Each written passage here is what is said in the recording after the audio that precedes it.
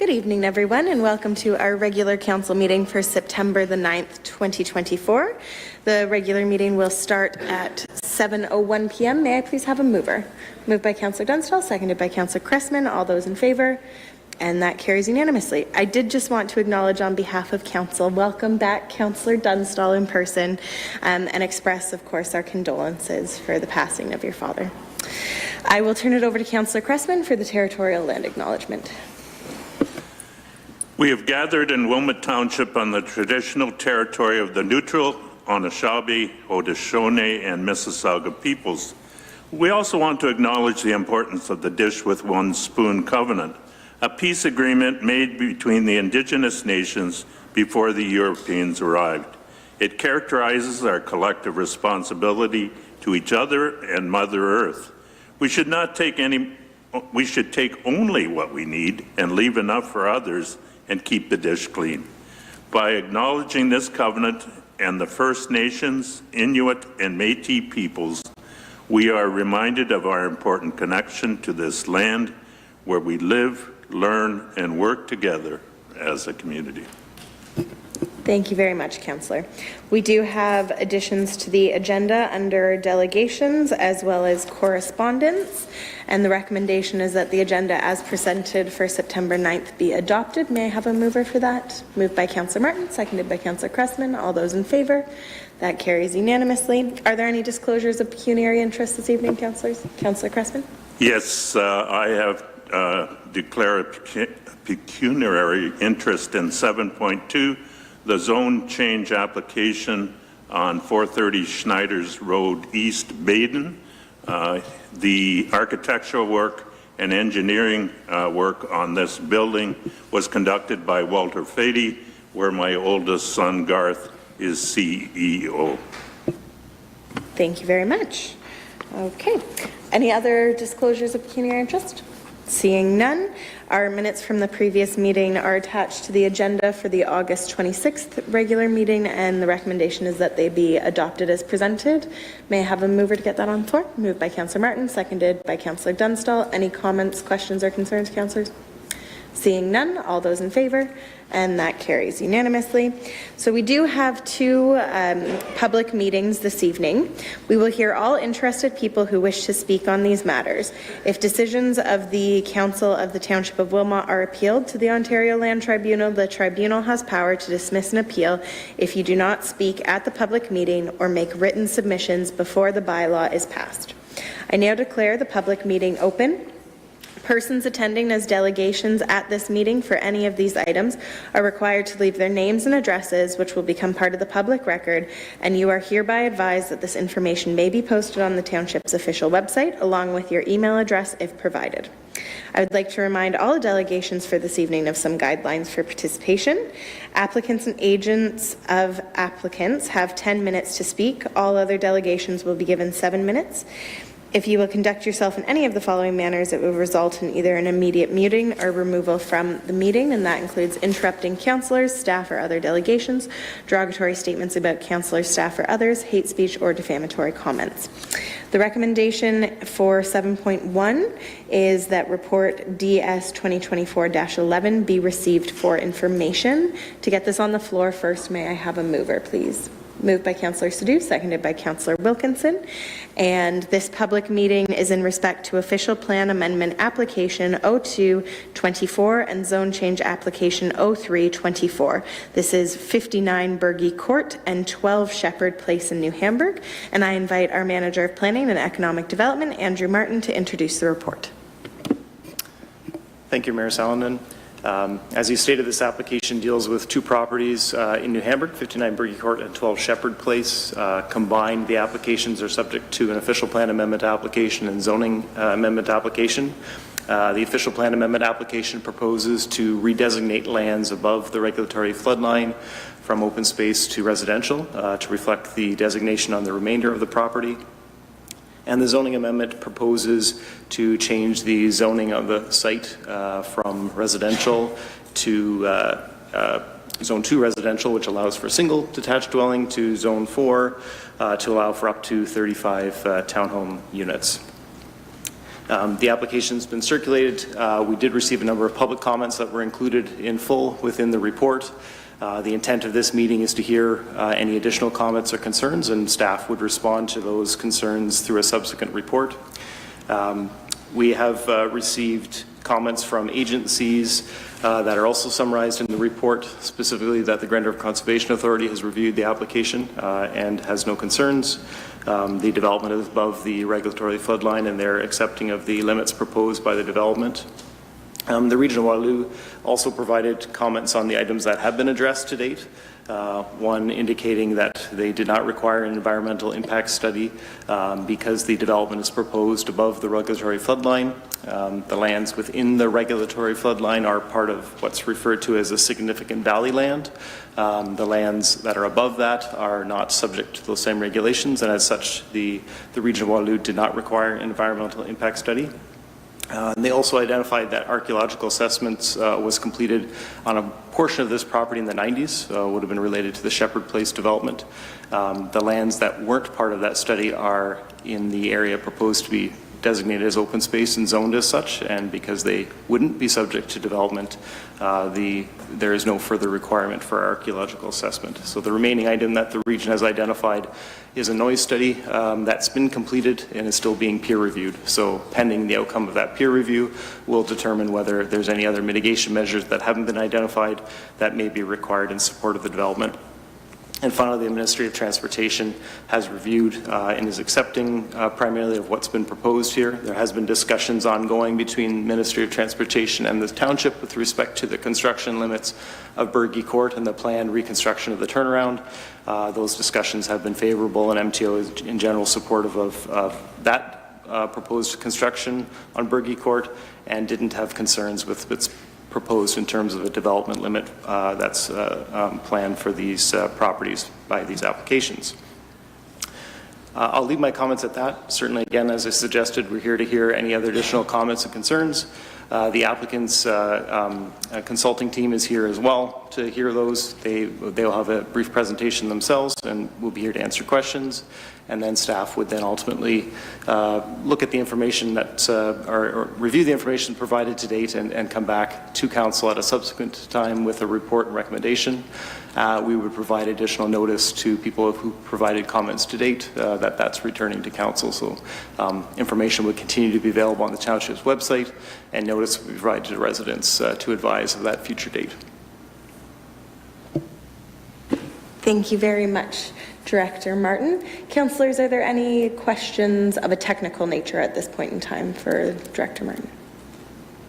Okay, seeing none, just give me one quick moment. I just need to consult with the clerk here.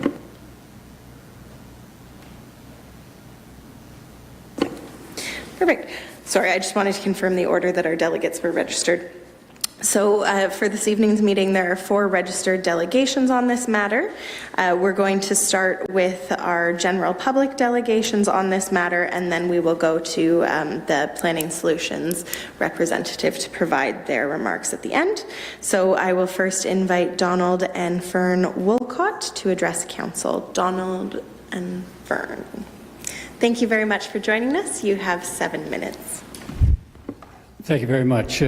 My wife is unable to attend this evening. I'm Donald Wolcott. I live on 15 Shepherd Place, directly across from the 12 Shepherd location, the subject of this application.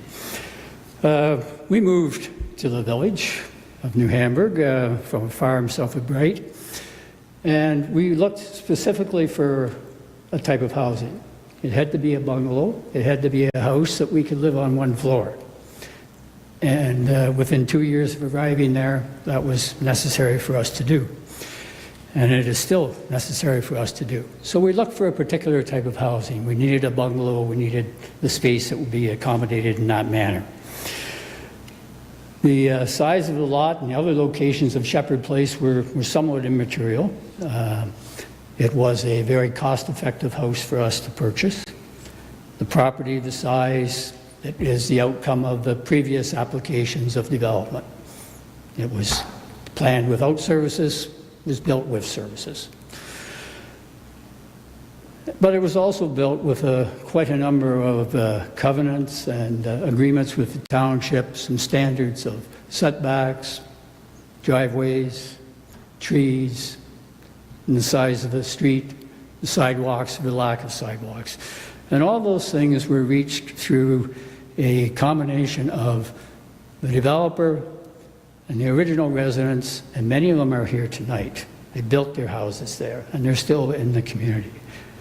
They worked together to come to a solution of what would work for our community and what would work in that physical setting. And we developed, I guess, a community which is somewhat separated from the rest of the village. We have the highway, we have the river, we have the cemetery. We have an industrial right adjacent to us. So they were all things that we accepted and we grew with. We have considerable issues with the development that is planned. And as you read through the comments that the residents have sent to you, you can see that we have a large breadth of issues. And as Mr. Martin refers to, some of those issues have been addressed by various people, perhaps not to the depth and that we would have anticipated, but they have been reviewed, and we will continue our review of them as well.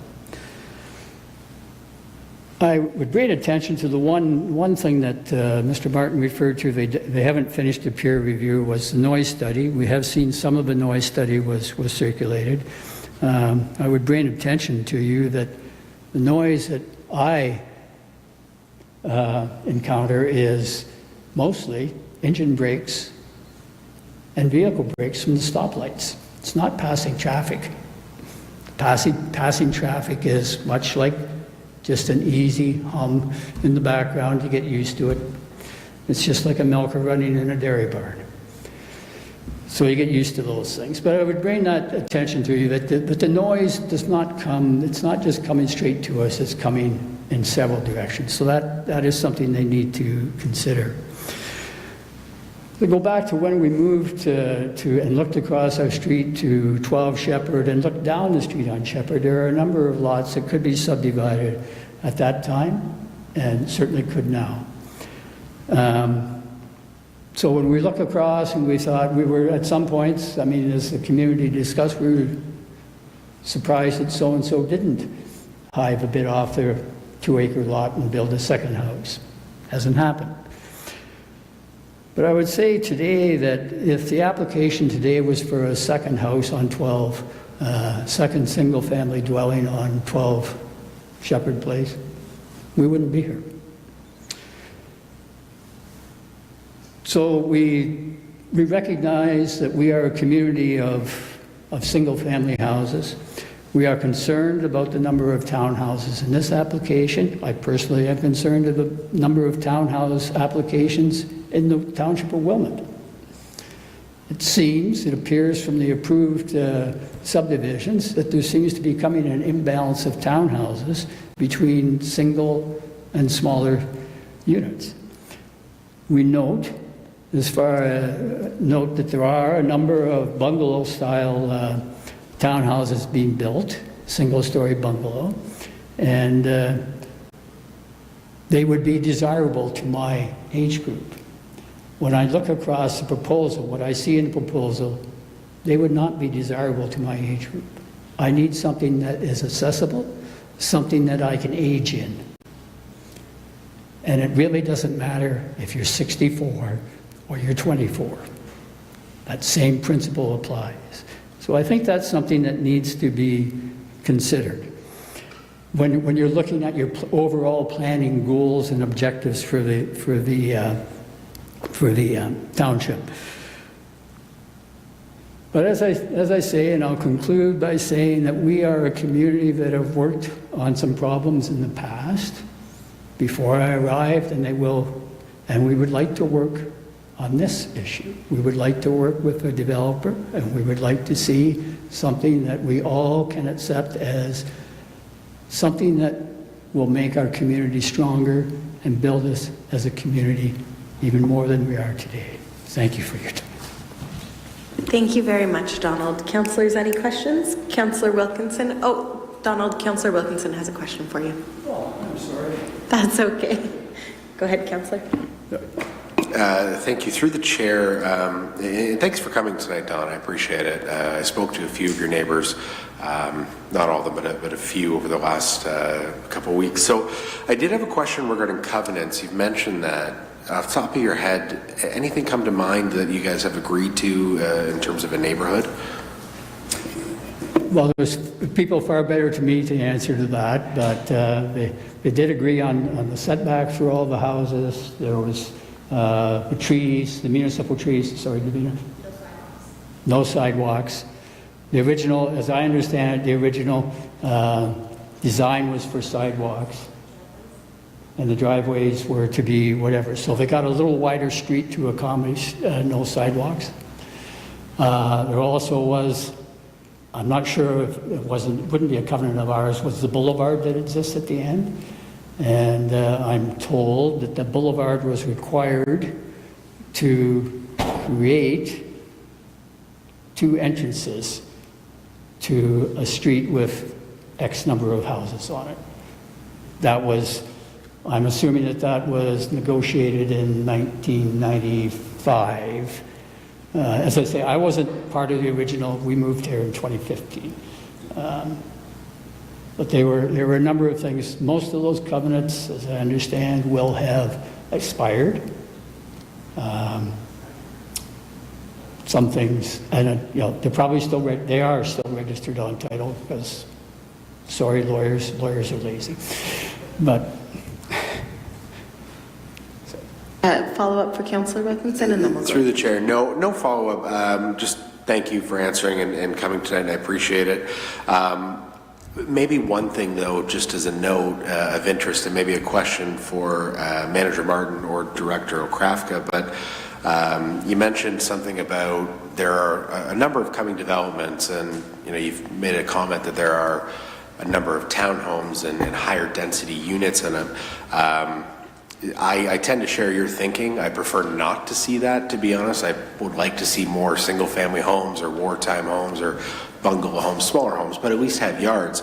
But maybe the question that can be answered, or at least the information that could be shared, is that it's the province that has set through a policy document that we have to have 30% higher density in any new developments. Is that correct? Just to clarify for everyone. Director Martin. Through Mayor Solomon. So there are minimum requirements that 30% of a development be anything other than singles. So that is prescribed. So yeah, certainly developments are looking to provide a mix of forms of housing other than singles to comply with those policies. Thank you. Through the chair, just to follow, that's prescribed by the province. Correct. There's documents in the provincial policy statement and regional plan. Yeah. it's hard to keep up with the province's policy statements. Councillor Dunstall. Thank you, through you, Mayor. I also want to thank you for speaking, and everyone else who will be speaking this evening. And I spoke to a couple of the residents, and I believe, I could be wrong, that all of the conditions that were agreed to were basically aesthetic. Where, how far back, driveway, that kind of stuff. I believe that that's what those were for. And Manager Martin, can you tell me the 30%, it can be anything as long as it's not single, right? It could be a duplex, a semi, a high-rise, whatever. Is that correct? As long as it's not a single-family dwelling. Through Mayor Solomon, it applies to both singles, and so it's anything other than singles or semi-detached dwellings. Or so semi-detached. That's correct. Yeah. Okay, okay, all right, thank you. I think that's all the questions. Okay. Thank you very much Thank for you. joining us, Donald. We will move along to our next speaker on this topic, and that is Steve Jefferson of K Smart Associates Limited. Thank you for joining us, Steve, and you'll have 7 minutes. Hello. Yes, thank you, Mayor Solomon, members of council. I'm a land use planner with K Smart Associates in Kitchener.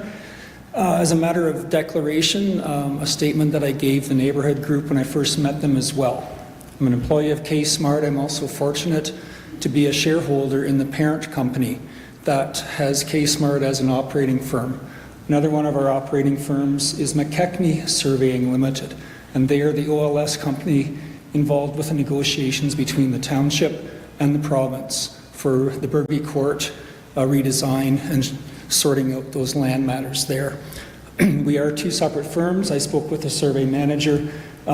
He and I are both confident that there is no conflict between his job and mine here tonight. So in case someone was to dig and find that, as David said, it doesn't hurt to be as open as possible. So got that done.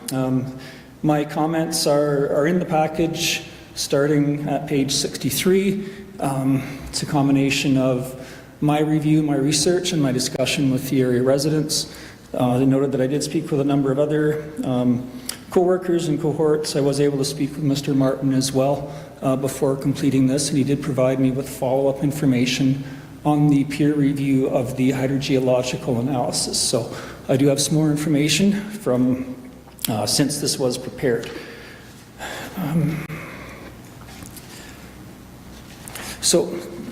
Again, my comments on the third page, page 65 in your document, are very similar to the types of comments that the various families in the area have provided to you there in terms of potential traffic and everything.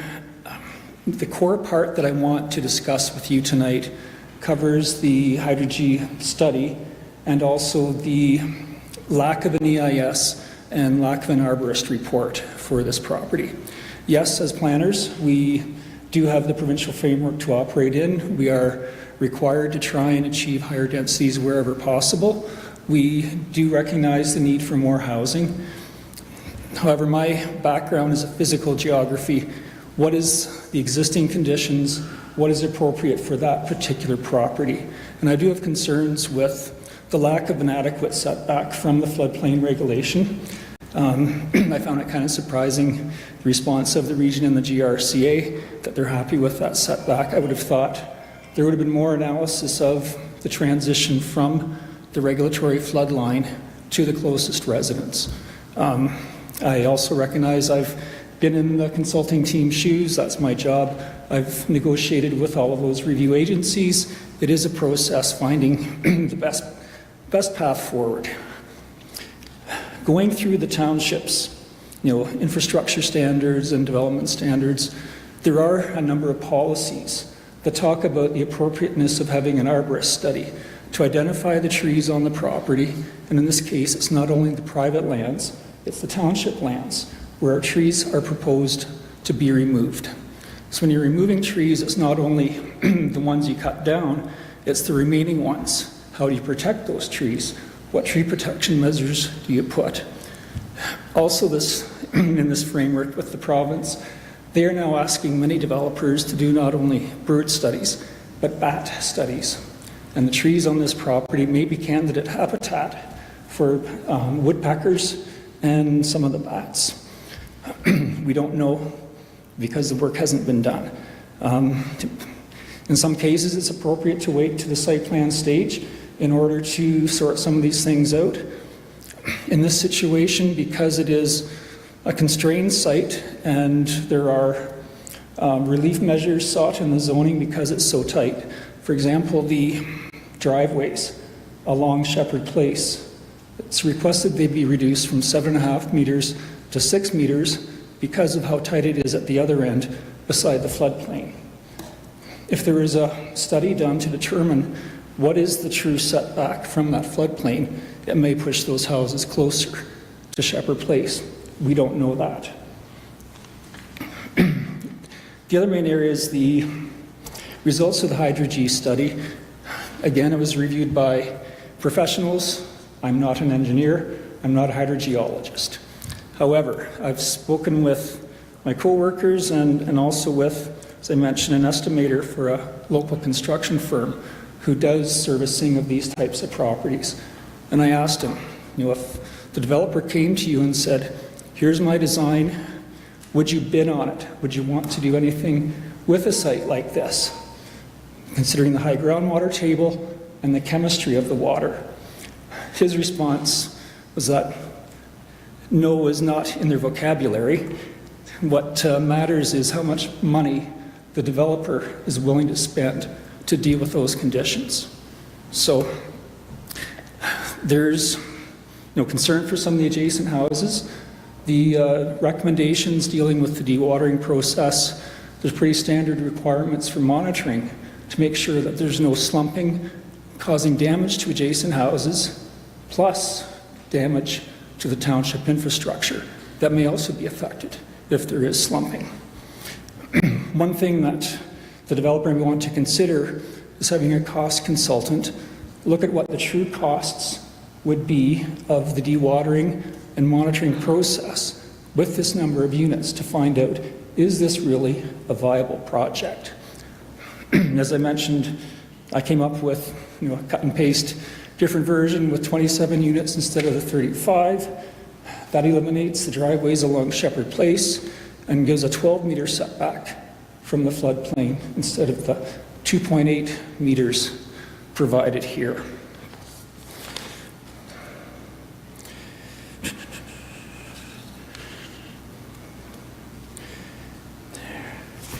Okay, I think that covers the main side notes over and above my comments here. So thank you for your time, and I'm willing to answer any questions that you may have. Thank you very much, Steve. Councillors, are there any questions at this time for Steve? Okay, seeing none, thank you very much for joining us and for your comments.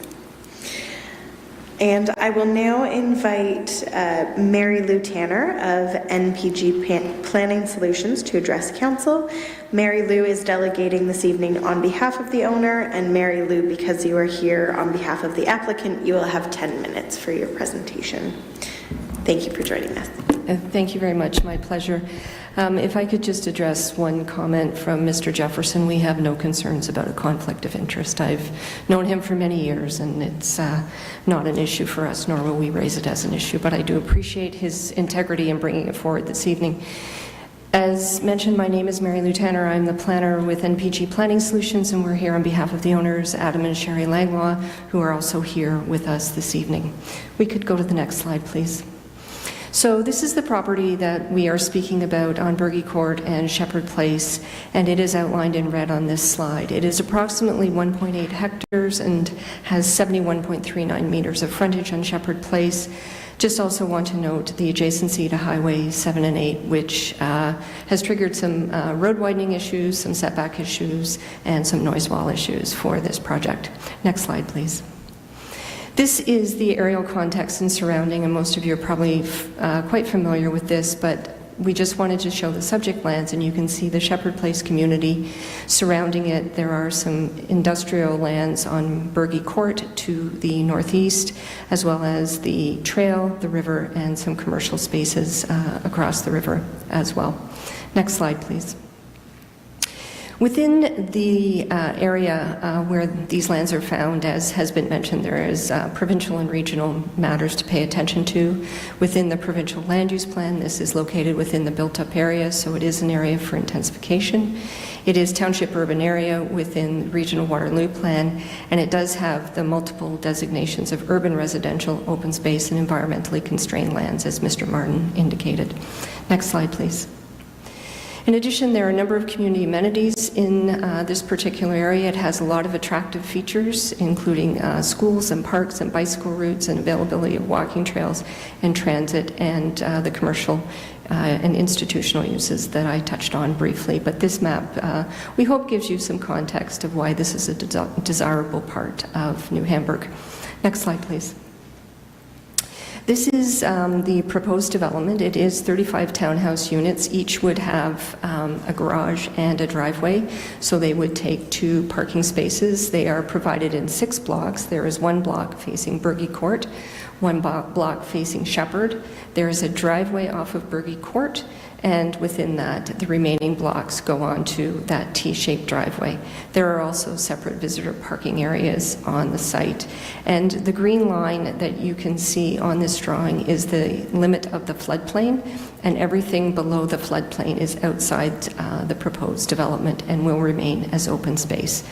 And also on this drawing, although it's difficult to read at this scale, there is a 5-meter road widening required by the Ministry of Transportation. Next slide, please. Next slide, please. Mr. Martin touched on the official plan amendment. It is because a portion of the lands that are to be developed are currently designated open space. It's a manicured lawn area. It's not part of the floodplain. So the official plan amendment would redesignate that to urban residential, maintain the open space designation, and that would be tied to the regulatory flood elevation, as Mr. Martin indicated. Next slide, please.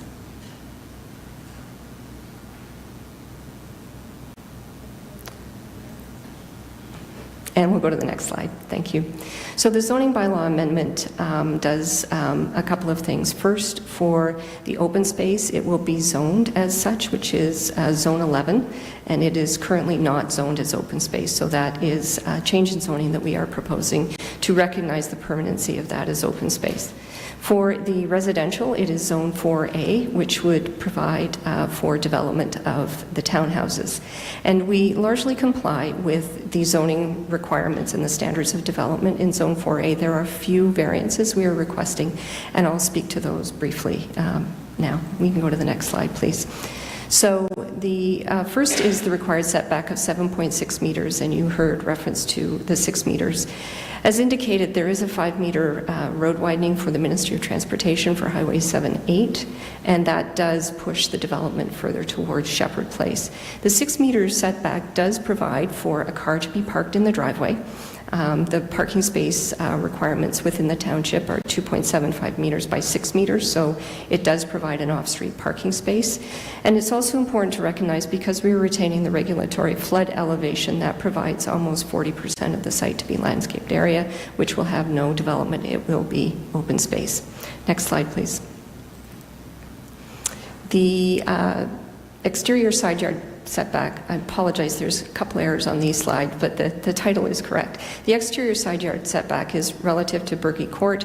It is to be 6 meters. We are proposing 3 meters. You can see the dark black line is part of the noise wall, and then on the opposite side of Berkey Court are some institutional uses, so that reduced setback has no impact on any residential uses on the other side of Berkey Court, and it is just an interface to allow the townhouse block to be developed as a uniform block of 6.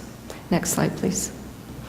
The reduced driveway width, it's actually the parking space within the township is 2.75 meters by 6 meters.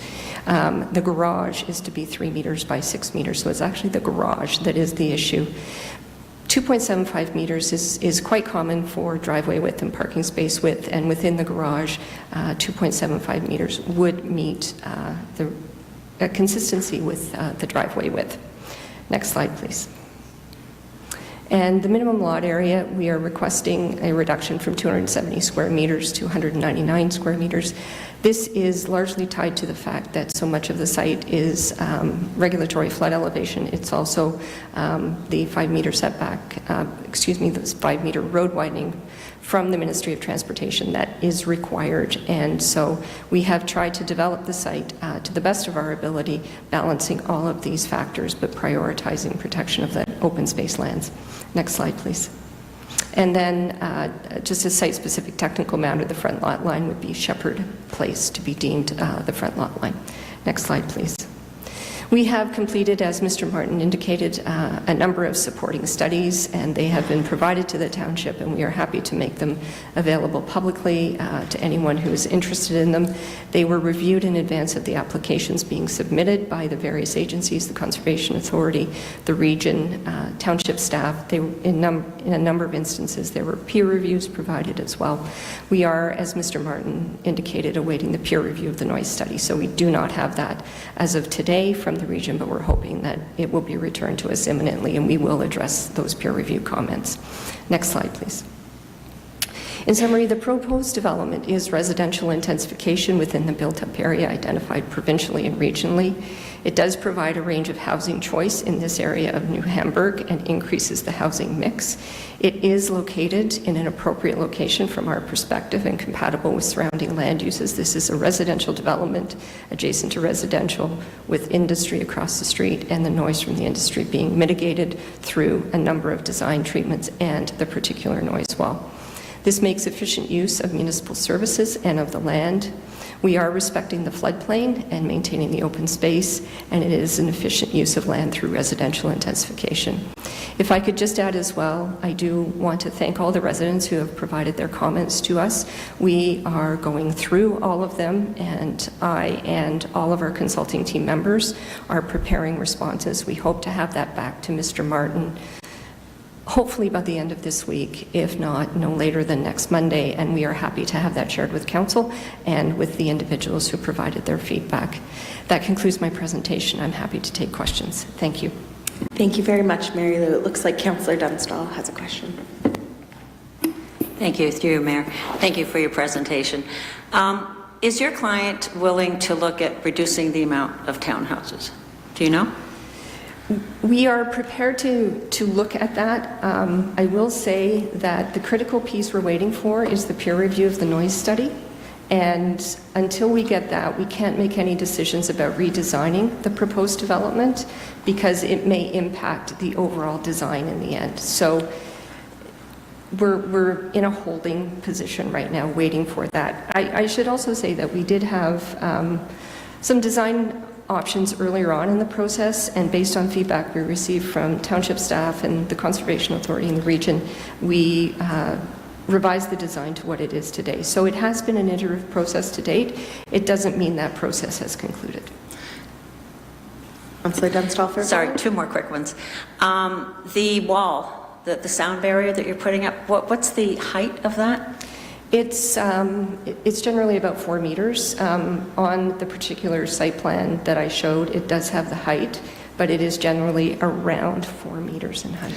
And the applicant, this is the first development that they've been involved in, is that correct? I believe so, yes. Okay, all right, thank you for your time. Councillor Wilkinson. Thank you. Through the chair. To follow up on Councillor Dunstall's question about scaling it back, I mean, I would have to agree. I understand you're going to wait on the noise study, but was there alternative designs proposed initially? You mentioned that you had talked through planning in the township and there were some revisions, but what did you revise from? Was it from more or less? It was approximately the same number.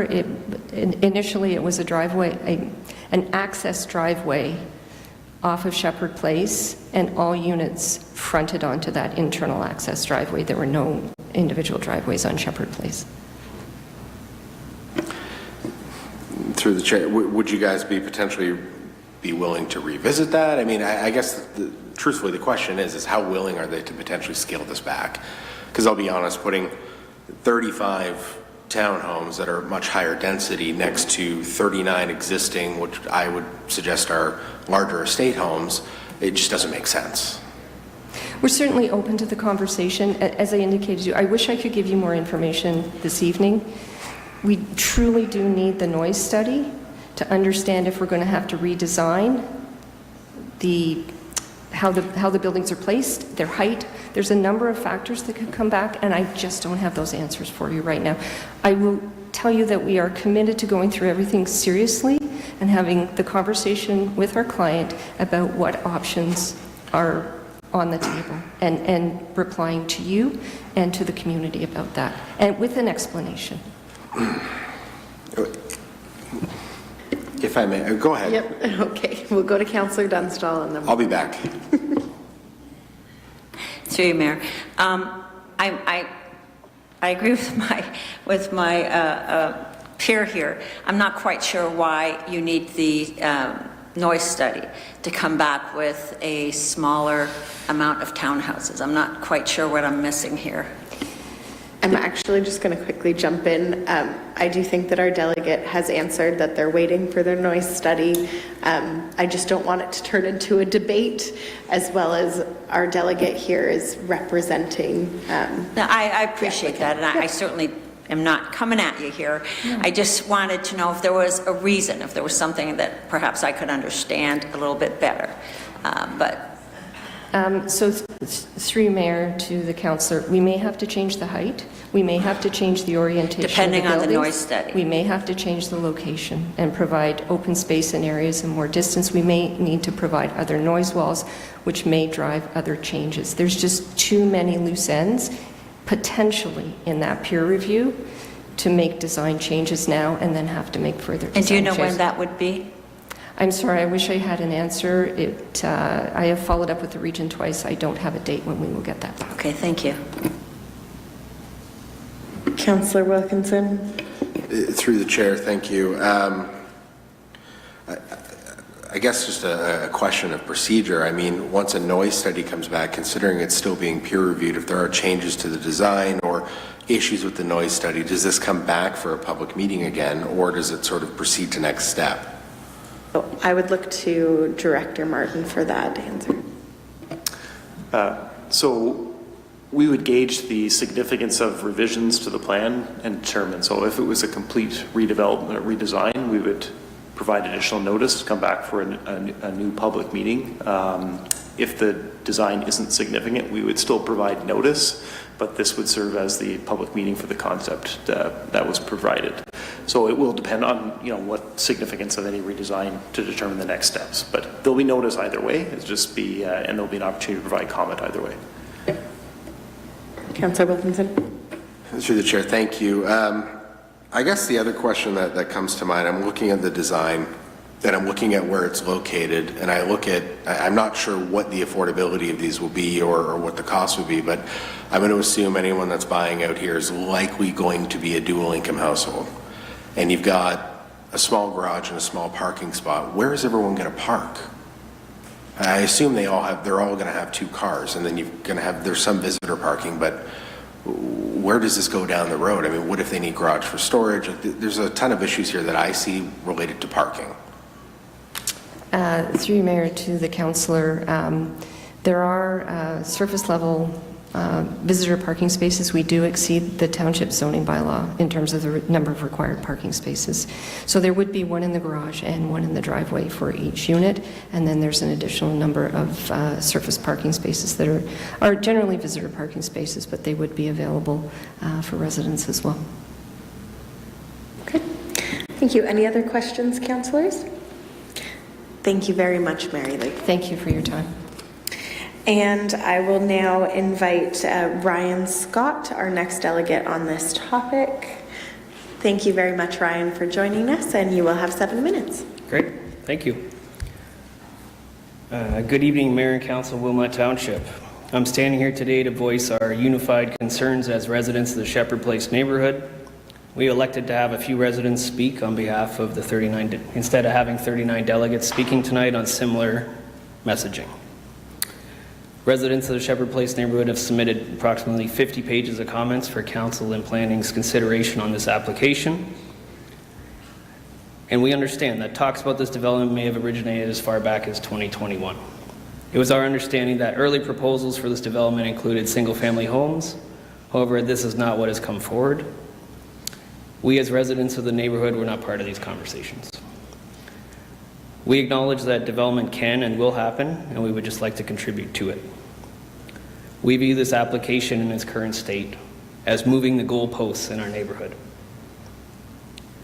Our requests of the current residents of the neighborhood would be the following. If 12 Shepherd Place, which is the property that's in our neighborhood, was developed, that it would consist of a housing form, single detached, and align with the setbacks, size, and restricted covenants that each resident on the street had adhered to and had built to, and for the newer people that have moved into the neighborhood have upheld. To go on Councillor Wilkinson's question earlier about what are some of these restricted covenants that we had all agreed to, they were individual custom design for each house, finishes, brick, stone, no 2 houses shall be architecturally the same on the street, garage forward designs were not approved. Minimum size of the homes had to be 1,600 to 2,400 plus square feet based on the lot size and had a minimum roof pitch of 612. Minimum setback requirements on the road from the face of the homes. Lot 1, which is 12 Shepherd, was 25 feet or 7.6 meters. All other homes were 10.6 to 15.2 meters setback. Minimum number of garages were 2, minimum width of driveway to match garage, and then minimum side yard was no less than 3 meters. Just to clarify. So that's for Shepherd Place property. If 59 Berge, which is the farmhouse property, fronting the highway was developed, that the planned overbuilding of the site be amended. These requests, we feel, are not unreasonable, and they would align with already approved developments between single-family homes and condominiums within the Wilmot Township. Two specifically come to mind in New Hamburg, and that is 250 Hostetler Road and 149 Lashinger Boulevard. Both of these examples showcase bungalow townhouses that rear yard single-family homes and fit into the neighborhoods. Just of note, in 2026, we have roller totes being deployed across the region. So those take up a considerable amount of space and cannot really be accommodated in traditional townhouses with very, very small garages. So in this case, that would take up the designated parking space of one car, and each resident would be left with one parking spot. We are reasonable people, and the current application has some sticky points for which we would like to discuss further with the developer and planning. So, on behalf of the 39 of 40 residences that are not in support of the current application, we ask that council give direction to the developer and their planner to revise the application after a meeting has taken place with a few elected members from our neighborhood, the ward councillor, and that the township planner facilitate this meeting. And that this meeting take place ahead of the next application coming forward for council's consideration. Thank you. Thank you very much, Ryan. Councillors, any questions for Ryan at this moment? Okay. Councillor Wilkinson. Through the chair, thanks, Ryan, for coming out and speaking on behalf of your neighborhood. Yeah. When you say you were initially told it was single-family homes, who told you that, or what were you basing that information on? It was just hearsay from a few people in the neighborhood. Okay.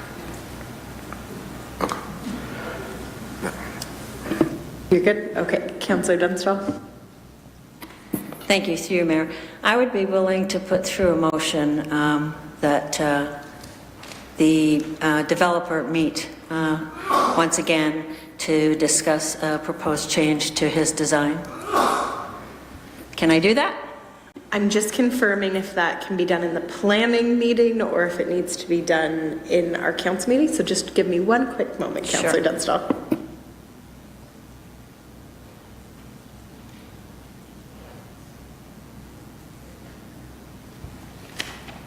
So after consulting with the clerk, because this is a public meeting that is deemed under certain Planning Act regulations, we can't actually have a motion of council in it other than approvals or to receive feedback. However, during our council meeting, I would be open to you tabling the motion like that.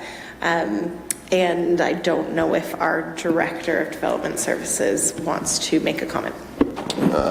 Through you, Mayor Salonen, just in response to that, I think there's a fine point of being careful that council's not directing what an application looks like.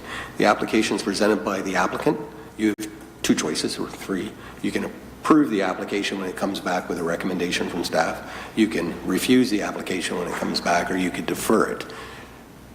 It's not council's role per se to direct what the application will be. In your approval and consideration of the application, you get to decide whether you'll approve it or agree to it or not, but it's just the wording that you're using related to councilors meeting with an applicant and residents to decide what the application is going to look like is not an appropriate process.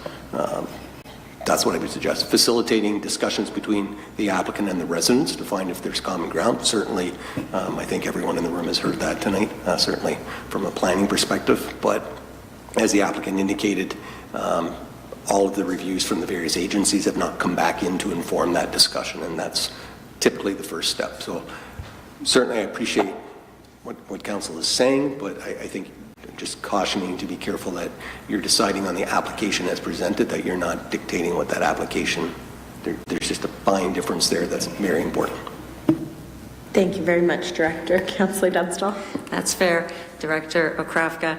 Deferring the decision here would certainly give time for the residents perhaps to look into that a little bit more. So I think deferring would, you're looking at me like you're going to tell me I can't do that either, so. Well, no, I just have better information. We don't need to defer. It's just for information. Oh, okay, tonight. perfect, then I can just be Yes, quiet. so- All right, thank you. But thank you very much, Councillor, and I do think that staff are taking the general census and feedback to continue discussions with. Yes, Councillor Martin. Through you, Mayor Salonen, just to clarify, I don't think we have general council consensus or feedback. Two councillors have raised concern about the number of homes, but that does not mean that there's council consensus or direction. Absolutely. Apologies for my generalization.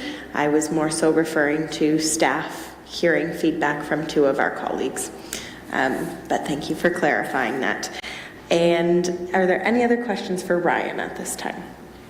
Okay, seeing none, thank you very much, Ryan, for joining us this evening. Thank you. So because it is a public meeting, on this particular topic, I do have to ask twice, are there any other persons present who wish to address council on this particular matter? And I will ask for a second and last time, would the clerk please indicate if anyone wishes to address council on this particular matter? We're just confirming that there's no one in the overflow room. Just one moment.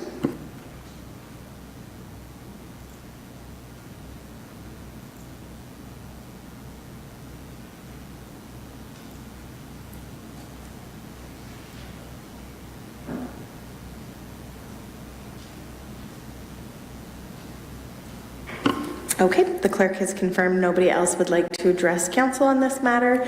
Again, council, this is to receive the report for information. So I will call the vote. All those in favor. Oh, sorry, Councillor Sadhu, do you have a question? Yeah, sorry. This is a question for Manager Martin. One of the concerns I had with the proposal was the traffic on Bergie Street. Is there going to be road improvements to Bergie if and when this type of development goes through? Through Mayor Salonen. So there are plans for Bergie Court that are independent of this development.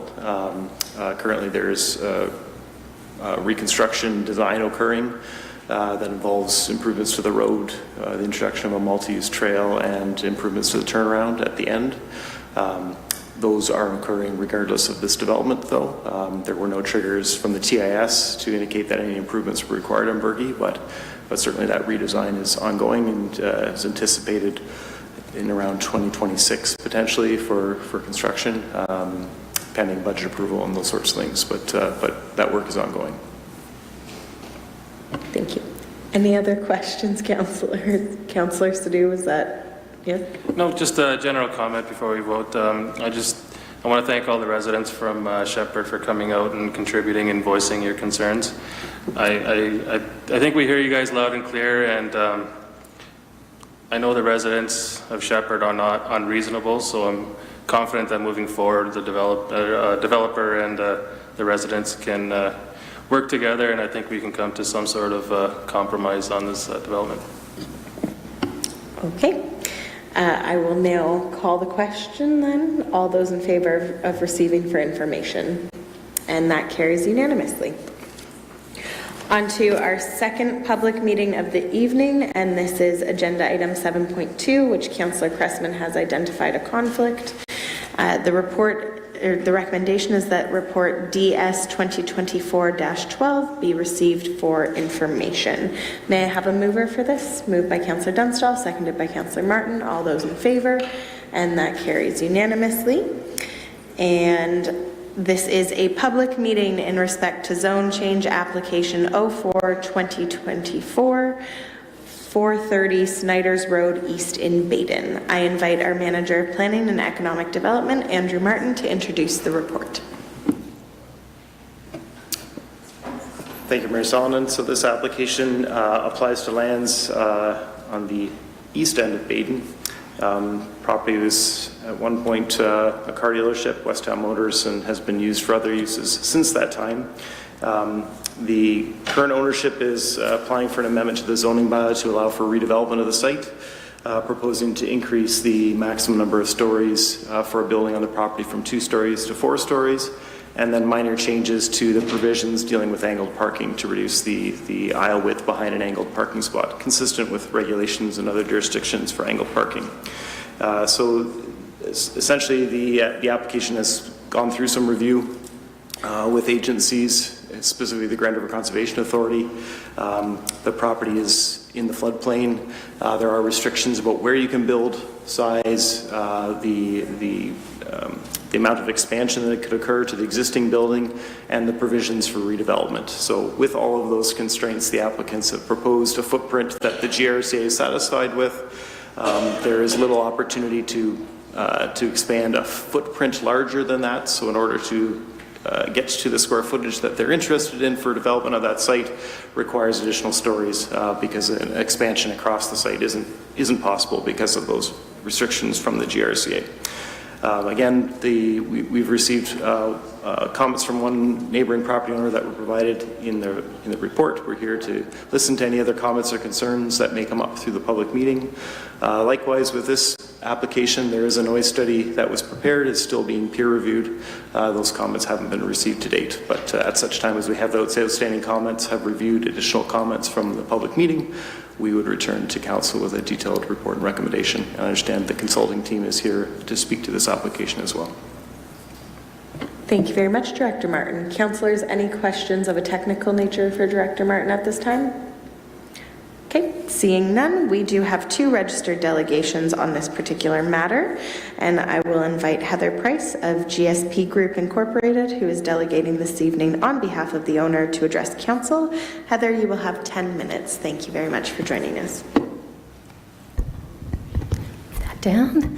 Thank you, Madam Mayor, esteemed councillors, staff, and members of the public.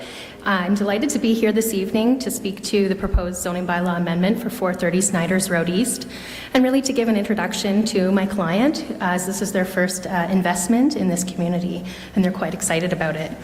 Unfortunately, they're in the overflow room downstairs, but they are in attendance with me tonight, although I am representing a number of people.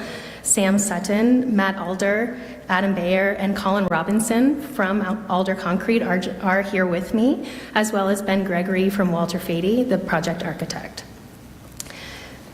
So tonight I hope to give you a bit of an introduction to who Fritz Alder Concrete is, what they're all about, an overview of the site and the proposed development, the rezoning application, and of course to be available to answer any questions that you may have of me. Next slide, please. So Fritz Alder Precast has over 50 years of business experience in this region. They started out as a general contractor focused on barn construction, and today that business has evolved quite a bit, and their main focus is on concrete superstructure solutions, supporting high-rise development. Next slide. Fritz Alder Precast's primary office, their head office, is located in the city of Waterloo, as well as their satellite office. The company has been experiencing quite a bit of growth, and they're excited about the opportunity to relocate and have one consolidated administrative office for their business operations here in Baden. The office is intended to accommodate up to 65 office staff. Next slide. So while they haven't yet built this building, they are already invested in Baden in other ways through volunteerism and philanthropy, as highlighted on this slide. Many staff live in this local area, hence their excitement about the opportunity to work nearby as well.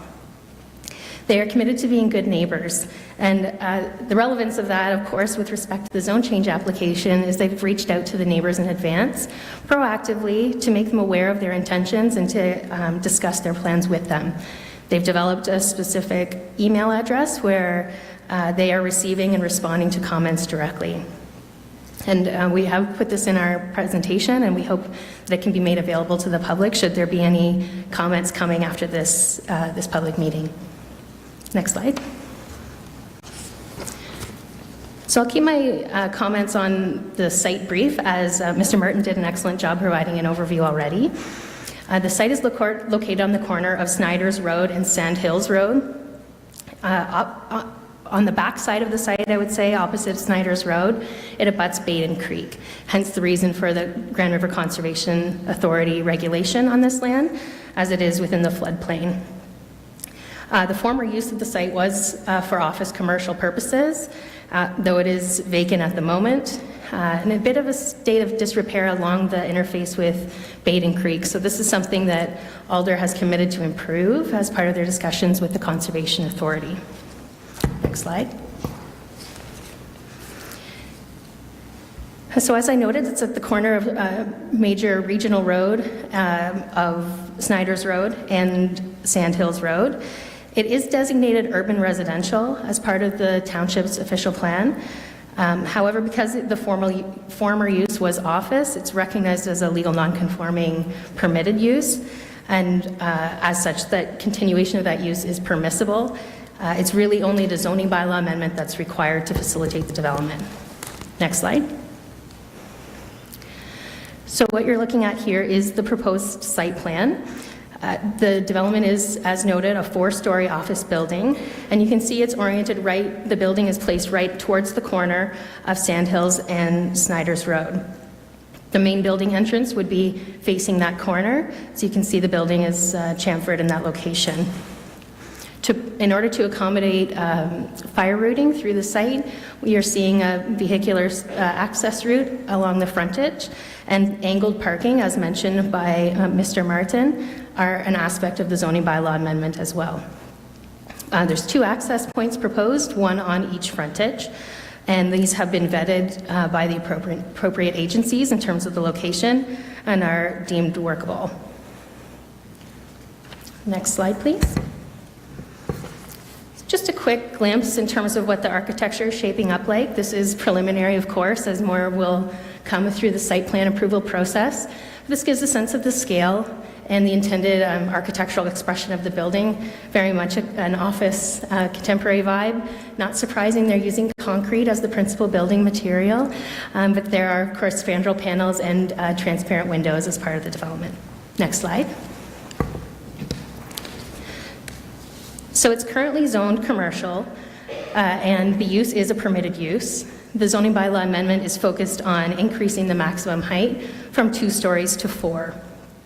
Parking is not permitted in the configuration that was mentioned in terms of that angled parking and the location relative to the street edge, so that's the other aspect of the amendment.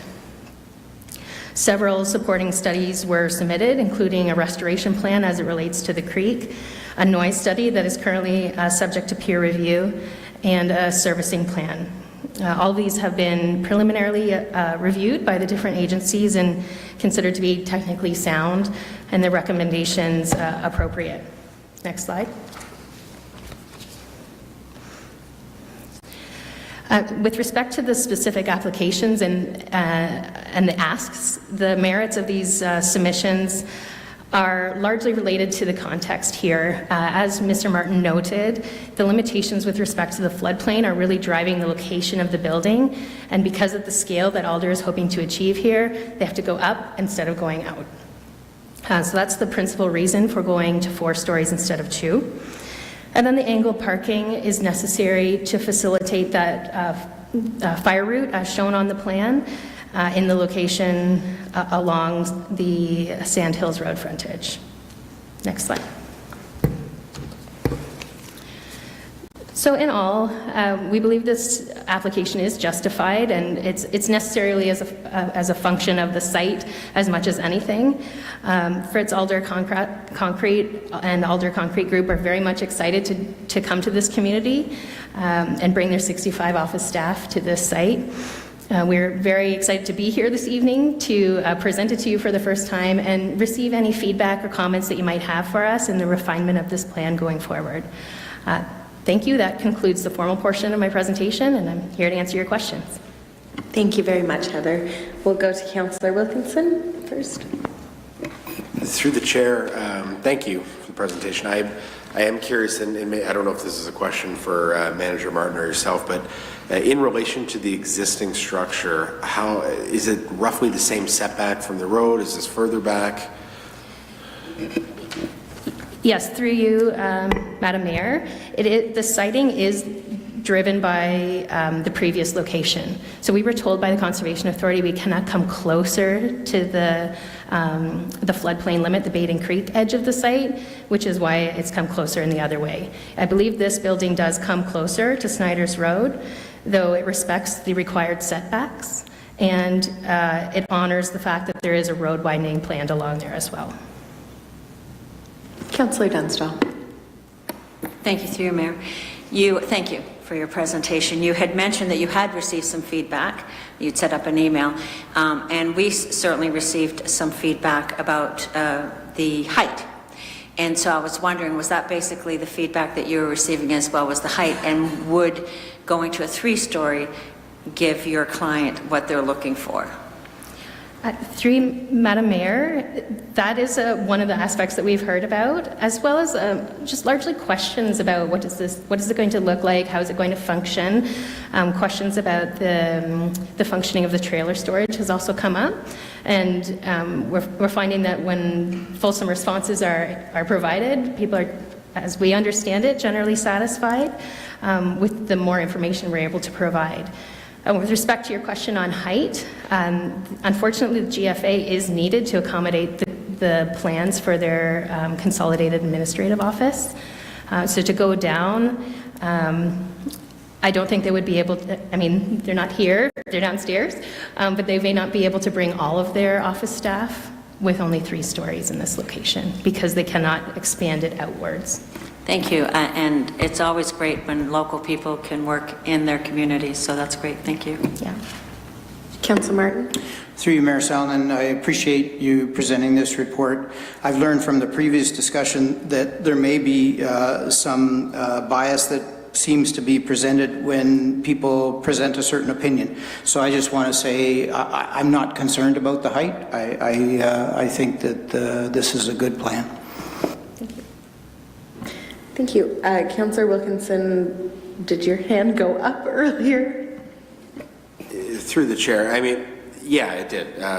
So through the chair, I guess the question, I was sort of thinking along the same lines. I mean, I'm looking at the building design, and I think just sort of knowing that there's residential areas in and around it, you know, if there's a way to accommodate going down 1 floor and maybe widening it out, I don't know. But that certainly, I think, would satisfy a lot of the comments, or at least some of the concerns of the area residents, right? I mean, certainly anything will look better than what's there now, but this is a good plan. I just wonder if there's some consideration for coming down 1 floor.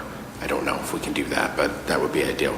The only other comment I would add is, I mean, just looking at it, I don't see actual tree plantings marked on the site plan at all. I don't know if that's maybe too premature, but certainly would, if the trees that you're proposing in the architecture rendering are available or there, that certainly would go a long way, I think, to making the area look a lot nicer as well. Yes, through you, Madam Mayor. Indeed, there will be plantings. It is early days, so they're kind of renderings at this point, but we will be working with regional staff for the opportunity for street tree plantings along the principal frontage, and there will be quite a bit of planting that happens along the Baden Creek as part of the restoration plan, so the interior of the site. And your point is taken about the scale. We will take that back to see what can be done. I know the architects, they're downstairs, have played with a number of iterations on this site to see what can be done, and we think what we have before us is the best we can do, but we'll certainly take that back. Thank you. Thank you. Any other questions, councillors? See, Councillor Wilkinson again. Through the chair, I do have a question of a technical nature for Manager Martin. I guess just thinking of other buildings that are higher along Snyder's Road, there's that newer construction apartment building. I can't remember the project name off the top of my head. It's 3 stories, I believe, right? So I mean, that's quite large. How does this compare to that? Mayor Salonen, I mean, yeah, the development is 3 stories with an elevator shaft that kind of above that, so it has, you know, at the tallest point, it's probably comparable. The Baden feed mill obviously would be taller than this, so wouldn't be the tallest structure in Baden, water tower, that sort of thing, but in terms of the apartment building being constructed on Snyder's, it's three stories plus the elevator shaft above. Through the chair, I apologize. I realize the stories, right, but I know sometimes it could vary in size, right? I guess the question would be in terms of meters or feet. Through Mayor Sullivan, I'd have to look at the drawings to see, but conceptually, I would say that this would be a taller structure to the story, probably comparable with the height of the elevator shaft on the apartment building, which is above that third story. But I don't have the metric measurements in front of me, but I can certainly get that information and get back to you. Very good. I don't see any other questions. Thank you very much, Heather, Okay. for coming and Thank for you. representing your applicant. We have one more delegate on this topic registered, and that is Taylor Greb. Taylor, you will have 7 minutes. I'm not certain if you're joining us virtually or not. Just give me one moment.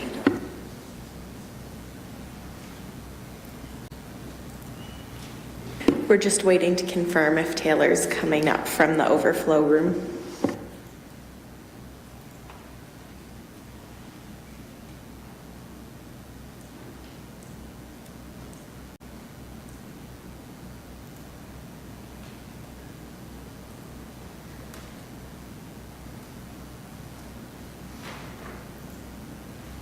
So it does not look like Taylor is present in person or online. So we will go on to asking if there are any other persons present who wish to address council on this particular matter. And for a second and last time, would the clerk please indicate if anyone wishes to address council on this matter? We're just confirming there's no one downstairs.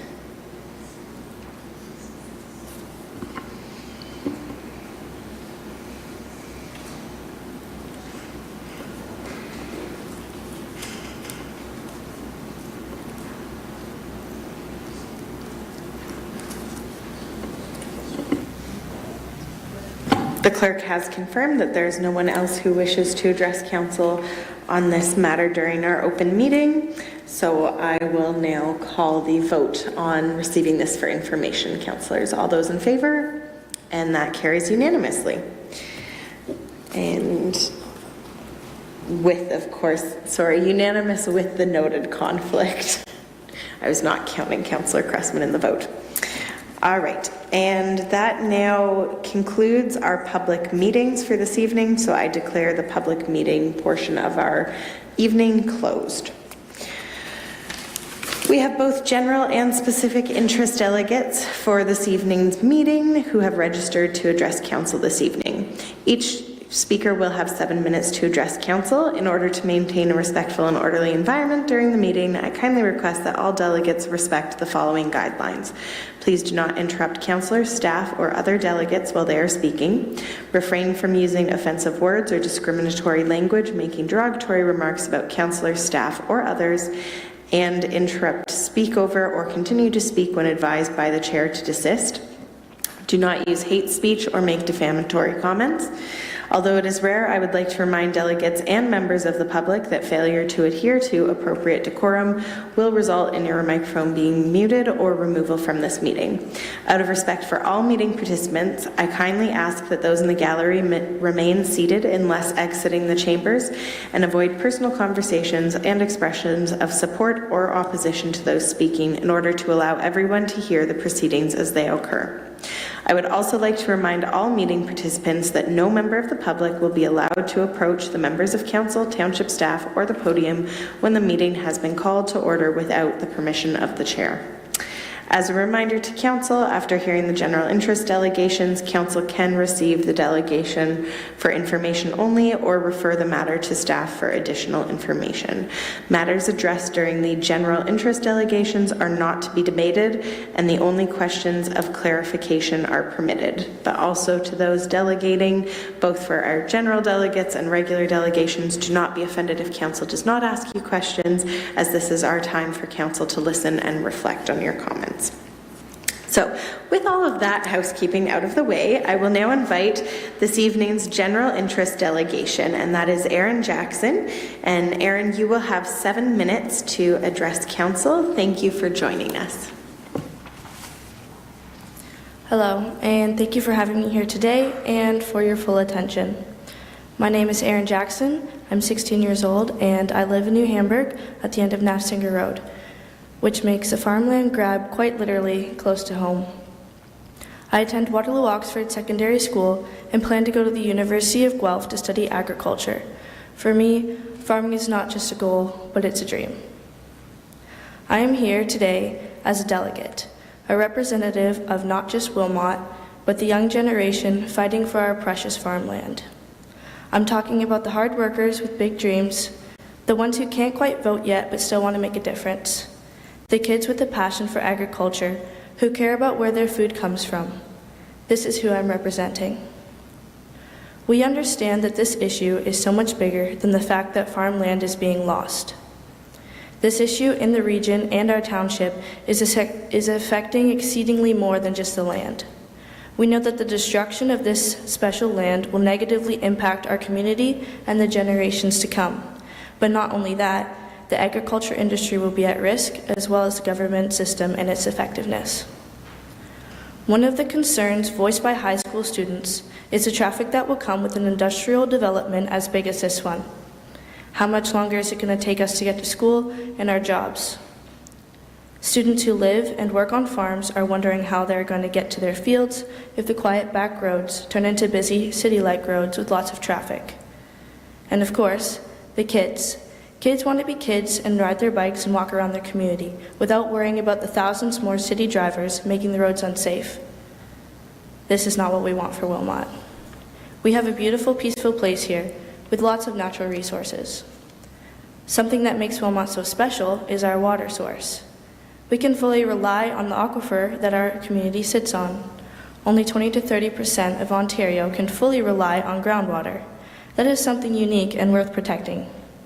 Building large factories and industry is not protecting our water source. It will do the opposite by polluting surface water and contaminating lakes, rivers, and streams that go back into the groundwater. In addition, the excessive water consumption that often comes with industrial development can destroy ecosystems and cause significant depletion in our water source. Over time, we would have to turn to a more costly and less sustainable way of providing the region with water.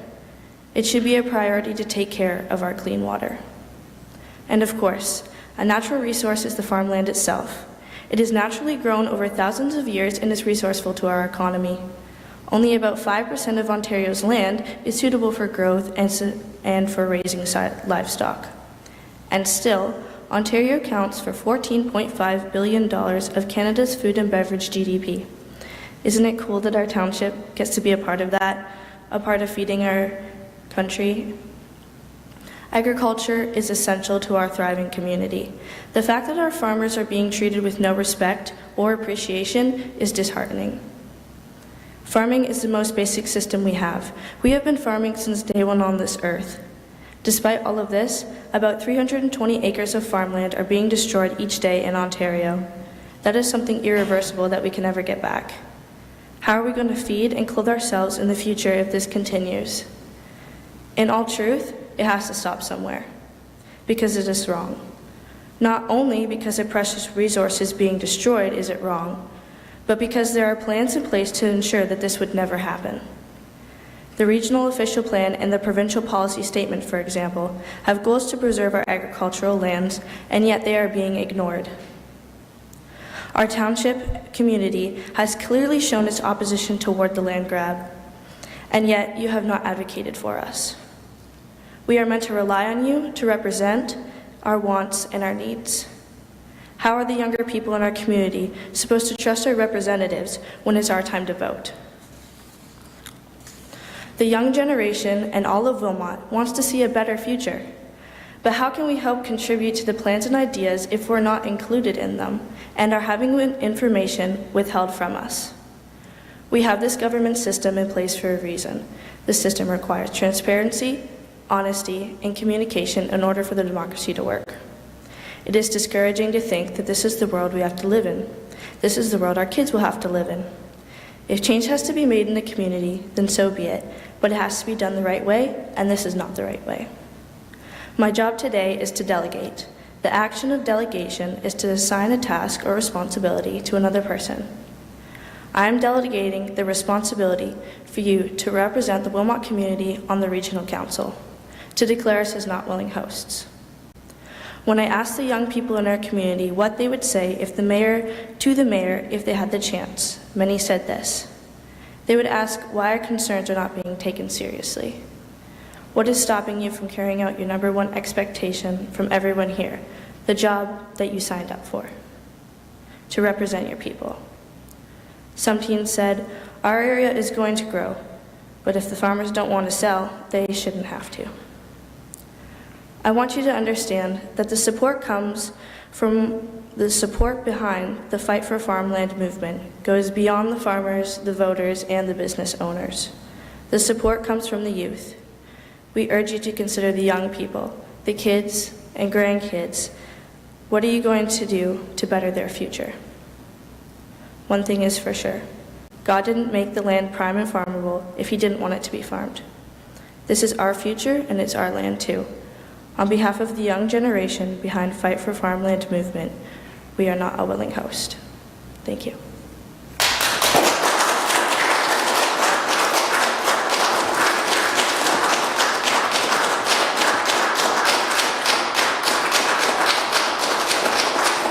Thank you, those in the gallery. Thank you. Thank you very much, Erin, and both congratulations on delegating as well as you're our first official general member delegate to be in these chambers. So thank you very much for coming and setting a very high example for those. I would also encourage you to come to Regional Council and share that with my colleagues around that horseshoe, as this decision is before the Regional Council and not this one. So thank you very much. I do hear what you are saying. I am going to take that. I'm seeing my colleagues tomorrow at Regional Committee, and I have been sharing your concerns all along, so I do really appreciate you coming here. I see Councillor Dunstall has a question. Thank you, through you, Mayor. I just wanted to tell you, Erin, you did a great job.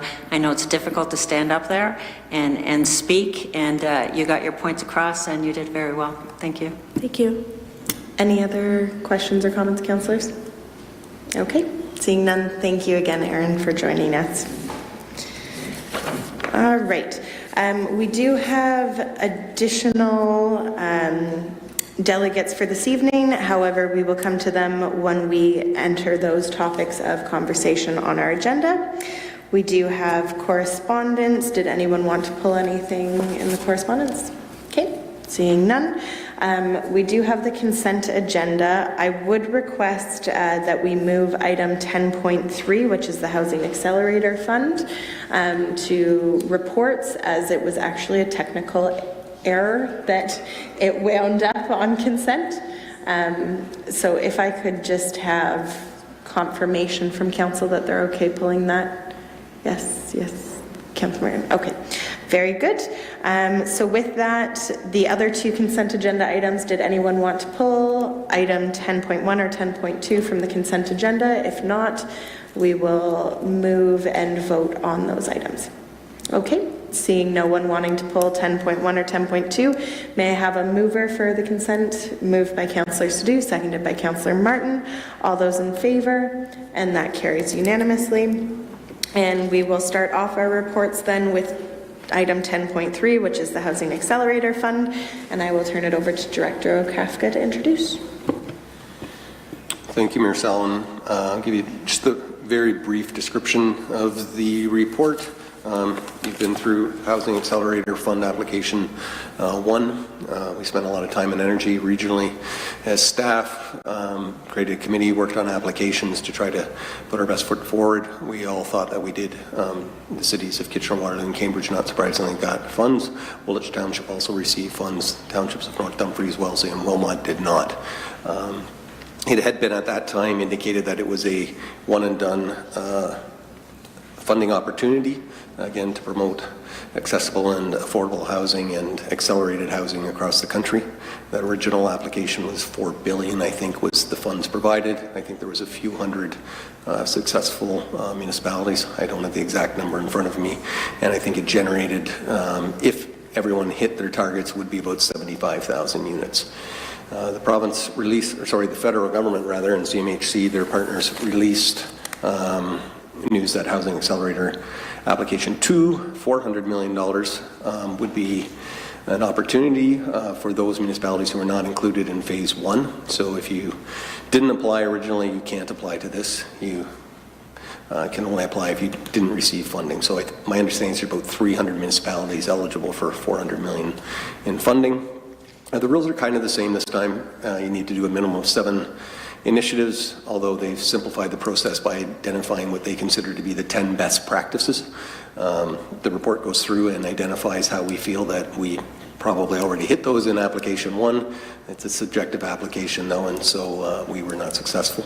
And that our application, if we proceed to apply, that we would target 8 of the 10 successful best practices with an expectation that perhaps we'll be successful in funding. Roughly, we'd be looking at qualifying for approximately $2 million in funding, which would be a commitment to up our housing targets by about 30 per year in years 2 and 3 of the program, so 60 units. That would be our target. Having said that, I think it's very important that Council consider the 2 priorities or 2 requirements of this grant application, go into it knowingly, and so that the public also is aware of the requirements. One requirement that we do a housing needs assessment is not of significant concern, and certainly is something that can be accomplished within the 2 years that are required for that to be completed. Of more concern or opportunity, depending on your perspective, but I think it's important that Council have the discussion in light of the meetings tonight, for example. As of right, zoning provisions in the province of Ontario right now are 3 units per property. Primary dwelling, you can do a secondary suite in the backyard, granny flat, whatever you want to call it, and then an apartment and a dwelling. A criteria of this application is CMHC is that Council must commit to implementing, not just committing to have a public meeting and see what people think, commit to implementing 4 units as of right pretty much across the township on low density properties. The commitment has to be made within the application, and the reality, if you're going to commit that you're going to do it, 22,000 people could come out and be opposed at the public meeting on implementing 4 units as of right. The commitment that you're making to CMHC by applying for this grant is that you're going to implement it anyways. So with that said, I just want to make it clear that CMHC, it's not just having the process, it's if you're applying, you're committing that you will allow everyone in the township to have 4 units on their property as of right, which means they don't have to apply for a public meeting. They don't have to sit in the council chambers and gain your approval. They can come in and get a building permit for those units as of right. So just making sure everything's clear and on the table as to what CMHC and the federal government are asking of you if you're going to apply. Subject to the direction of council, we will ensure that that application is filed by the deadline Friday at midnight. Thank you very much, Director. We will start off with Councillor Cressman. Yes, thank you, through you, Mayor. Thank you, Director Okravka. Yes, you and I talked earlier today. I saw that as a deal breaker in terms of application. But I guess the question I didn't ask you at that time was a housing need assessment. Is there merit in us doing that and considering what, what happened earlier this evening in terms of densification? We've had, I think we've seen clearly that people are concerned about the loss of farmland, and as a farmer I am concerned. So densification is something that is a reality, except I don't want it in my neighborhood. And so the point is, somehow we have to do the housing need assessment. Does that support us as a municipality and how we move forward, whatever the future requirements are going to be? Through you, Mayor Sullivan, Councillor Cressman. Certainly the housing needs assessment is something that we would probably do anyways as part of the secondary plan process as we move into that to look at addressing long-term housing needs and plans for the area, in particular across from Waterloo Oxford, that large area between Nafziger and the Brenneman Drive neighborhood. You do raise an interesting point, and certainly I think it's interesting if you look at the types of applications and the number of issues, in terms of The support, as you said, it's a balancing act. The drive to intensification, the drive to higher densities, in theory is designed and supported by regional planning, PPS planning documents, township planning documents as a way to minimize the amount of land used in greenfields from agriculture for housing.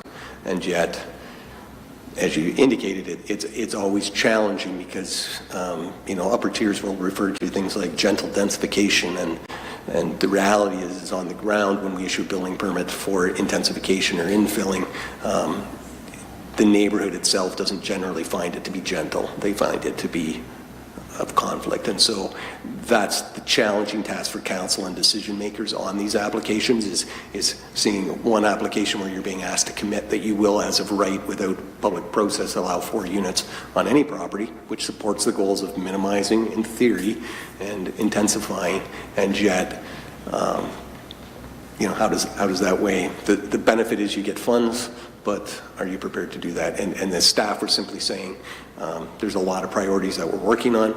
Housing is a priority, trying to find ways to create more affordable forms, but even then, affordable is not going to be the 30% of your income.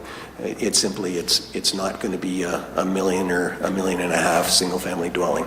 And that's the reality, is that the more affordable forms of housing are going to require things like condominium buildings, things like the apartments down the street, things like townhomes and stacked homes, townhomes and back-to-back townhomes, things that we really haven't seen in this township. Instead of the bungalow townhomes, you're going to get proposals for 2-story townhomes. We may see 3-story townhomes. Certainly, Captain McCallum, for example, in New Hamburg, those townhomes were widely panned when they were proposed, and yet now they would be highly desirable. And so those are the things that you'll have to deal with. And so I've just, again, staff want to ensure that council goes in eyes wide open, that an application means you are committing that you will implement 4 units as of right. Councillor Wilkinson.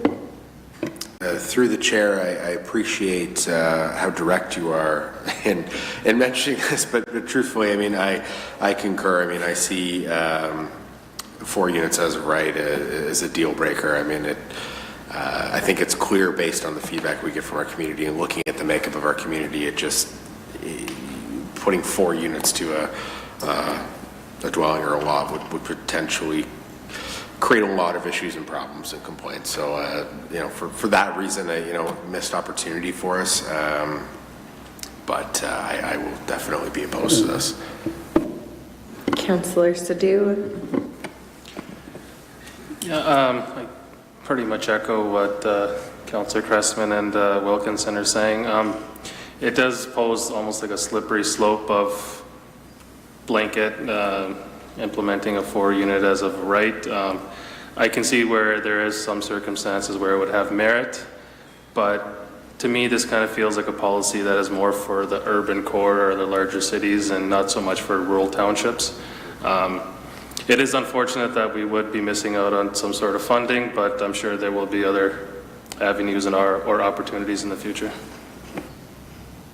Councillor Martin. Through you, Mayor Salonen, I disagree with my colleagues. As I was campaigning, I heard many people that were saying we need more housing. Business owner in New Hamburg saying, what can you do? I wasn't sure if I could do a lot in this 4 years in terms of intensifying housing, but this business owner was saying, what can you do? I've got employees, can't find housing for them in New Hamburg or close by in Wilmot Township. We don't have transit. My guess is that there aren't going to be many people who are all of a sudden going to apply for 4 units on their property. There may be some. But I think applying for this Housing Accelerator Fund, in my opinion, is a good way to go, and I would like to see us move forward on it. Councillor Dunstall. Thank you, through you, Mayor. Director Krafka, am I correct that currently it is 3? You can have 3 units without having any kind of, okay. All right, thank you. Councillor Cressman. Yes.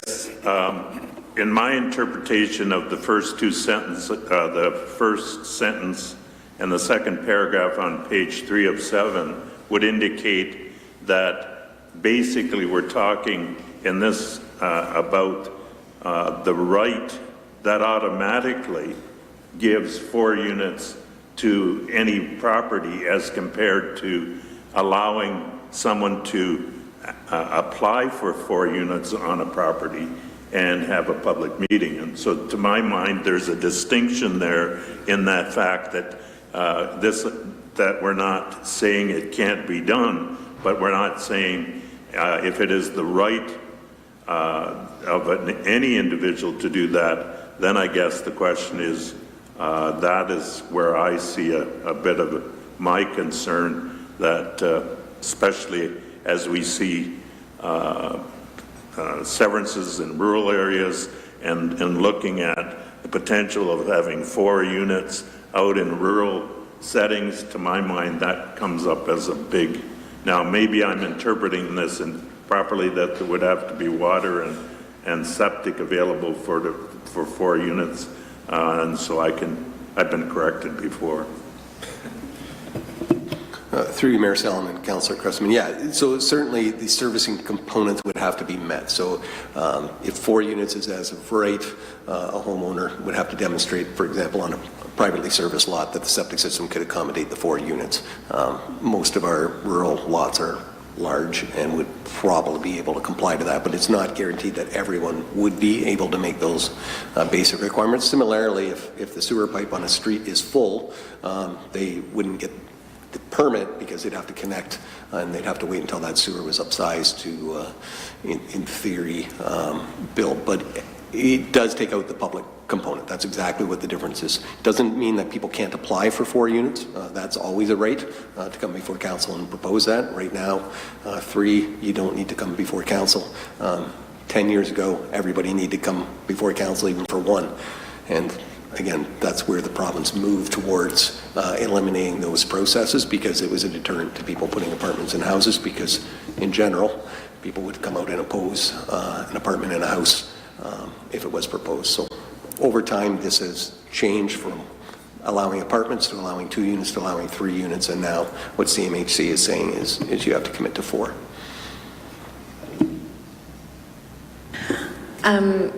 I have a question, Director. It's related to this conversation when it happened in the county of Norfolk. Their council had discussed, and I believe agreed on, their staff being directed to ask if an exception could be made based on a few reasons, but they are a similar kind of rural, near urban setting. And my understanding is the direction that they asked is that only future developments in the area could have the 4 right-of-way and current existing ones would stay at the 3. I'm curious if you're aware of if they've received any feedback or if there's been any conversations that you've had in this application where flexibility could be open to this. Through you, Mayor Sallin, in response to your question, there is an exemption provision within the application that a rural municipality may request consideration to be exempted from the 4 unit as of right. However, having said that, Norfolk, I don't know the exact parameters of what they applied for, but given that we are quite similar in our makeup and nature to Woolwich Township, who as of part of their half-grant application are implementing a 4 unit as of right bylaw, it would be difficult for us to argue that.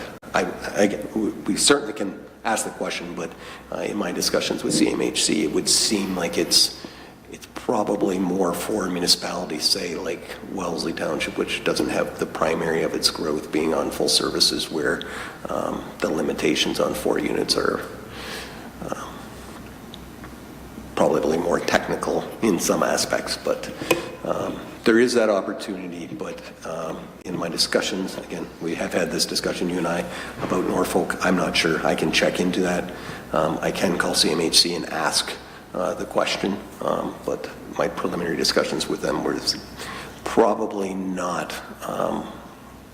what they were referring to when they allowed for that as an urban municipality with typical urban growth. I don't know if that's helpful, but I think that lines up with what we've discussed previously. Yep. And then just one other point of clarification. Should this motion as it stands pass this evening, Does that mean if we don't successfully get the funding that we're going to for right-of-way, or does that still have to come to council? So if we apply and receive funding, we have to sign an agreement with the government relative to implementing that, and that's the point of no return. But having said that, if you receive funding of, you know, $2 million or whatever it would be, and at that point decide that you're not going to proceed with the agreement, you know, are we hurting other people's chances? You know, are we, you know, I think from a staff perspective, we wanted to ensure that you knew going in what the parameters are, so that we're not waiting until the last second saying, just kidding, we're not going to do this. There's a lot of work involved in filing the application. Any other questions at this time, councillors? Councillor Wilkinson? Through the chair, just please have a recorded vote. The clerk will do that. I felt like I had one more question and it has been lost to the wind. Okay, I don't have another question. All right, councillors, I will wait for our clerk to have this ready for a vote. Through you, Mayor, do we have a mover and a seconder for this? I don't have one recorded yet. Councillor Dunstall. Sorry, that was moved. A seconder. I guess I completely forgot to do a moving and seconding. Sorry, council. Is there a seconder for getting this motion on the floor? Seconded by Councillor Stu. Thank you. Now we can actually call the vote. Thank you, Mayor. Okay, Councillor Cressman. Opposed. Councillor Wilkinson. Opposed. Councillor Sadhu. Opposed. Councillor Dunstall. Opposed. Councillor Murn. In favor. Mayor Salonen. In favor. The motion's defeated. Okay. So with that, we will move along to report 11.1. And the recommendation is that council recommend to the Region of Waterloo the conditions of draft approval as contained in report DS 2024-10 for draft plan of proposed subdivision 30T-21601, and that council approve zone change application 07/21, including the zones and regulations outlined in report DS 2024-10. To get this on the floor, may I have a mover? Moved by Councillor Martin, seconded by Councillor Dunstall. And I will invite our Manager of Planning and Economic Development, Andrew Martin, to introduce the report. Thank you, Mayor Sullivan. So this application before you is a subdivision and zoning application related to lands here in Baden, just west of our offices. The application has been ongoing since 2021, at which time there was a public meeting. We did receive comments through that process about concerns with lack of parkland, some traffic and road related comments, and ultimately through a number of iterations and through review of technical documents, the concept that's now provided in draft form to this report considers a lot of those comments that were raised. So the application has modified the street layout to include a collector road to funnel traffic essentially from this development out to Snyder's Road to minimize traffic flowing in through the existing neighborhood. The development now proposes an independent park. There's a Catholic school site that was originally proposed. Now this development also proposes a separate park. One of the comments and concerns was providing the connection between those two doesn't necessarily make it available for the public at all times, and just in general the lack of parkland within these neighborhoods. So the developer heard that concern and has now proposed a park separate from the school site. The development also now proposes a multi-block closer to Snyder's Road, close to the school site, closer to Snyder's Road where transit is available in some form right now and potentially would increase in the future. And ultimately the focus is that core closer to the road. The current concept was circulated again. We did not receive any comments at the time of writing the report with respect to the development that's proposed at this point. There is a drawing attached to the report that essentially highlights the land uses, where the development is proposing singles, where the development is proposing townhomes or other multiples, where the school site would be, where the interconnected trail system would be, how it connects to the existing neighborhood, how it connects to Snyder's Road, stormwater management areas, and ultimately proposes what staff would be of the opinion is a complete and appropriate development for this area in Baden. The zoning regulations that are proposed are consistent with what Council considered in the Wilmot Woods development recently, with respect to setbacks, parking standards, and provides consistency through the types of units and densities that we're seeing in this development. Is comparable and consistent with what was recently approved and adopted for the Wilmot Woods development. Ultimately, the draft approval conditions are recommendations to the Region Waterloo. They do include a number of aspects to ensure logical and orderly development of this site. The zoning is an approval of the township, and again, the zoning proposed is highlighted in the report and pictured in the report, and ultimately is consistent with what Council has recently approved in Wilmot Woods. There was a traffic study completed. One of the outstanding items related to the development was the completion of that study.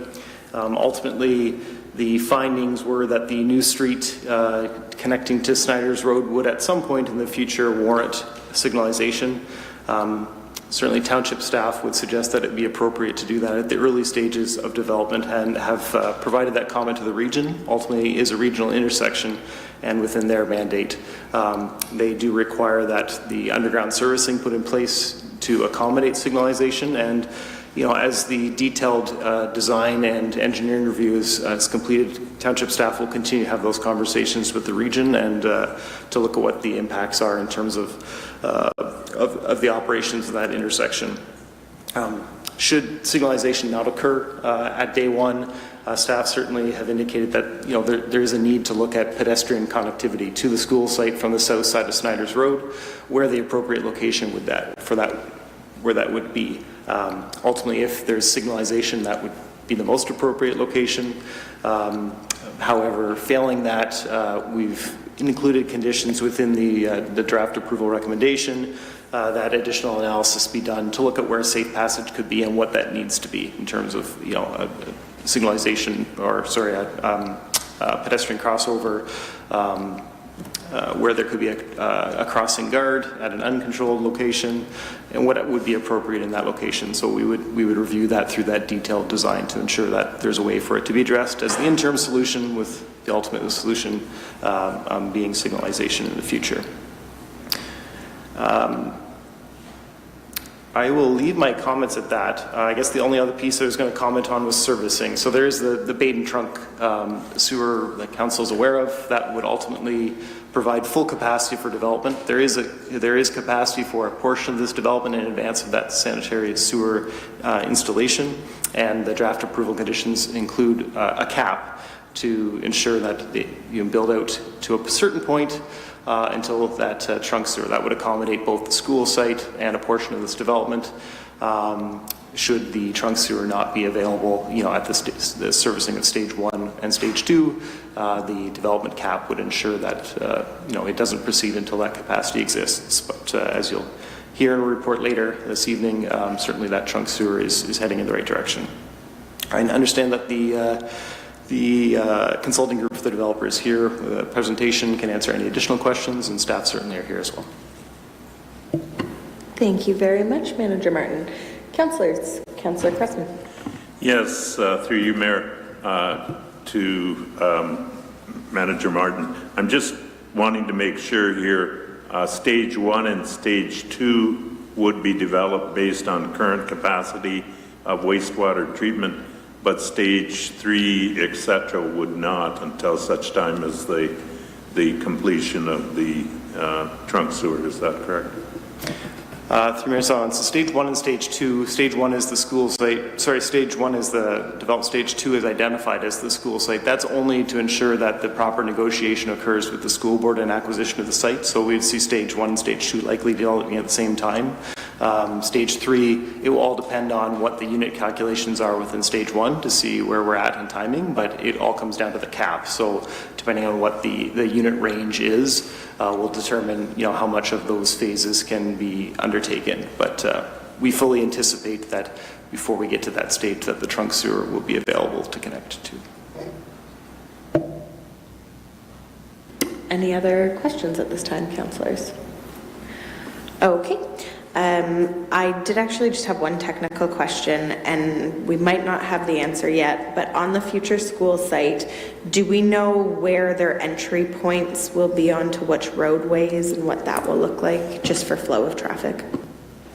At this time, we don't have the details. The school is waiting until they've acquired the site to do all of the due diligence and detailed planning. They've indicated that the site meets their requirements for access. So, we would review that in context with the traffic study to determine, the appropriate locations to make sure there's no impacts on that, the intersecting roads. But those details will come through the site plan approval process should this be approved and the school were to acquire the site.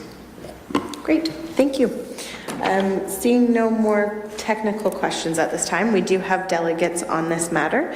I will first invite up Rachel Wolf and Pierre Chauvin from MHBC Planning, who are speaking on behalf of the applicant. And because you are speaking on behalf of the applicant, you will have 10 minutes. Thank you very much, both Rachel and Pierre, for joining us. Thank you. As it was mentioned, my name is Rachel Wolf, and I'm here from MHBC representing the owner of 1012 Schneider's Road, and is the subject of the application for the plan of subdivision and zoning bylaw amendment.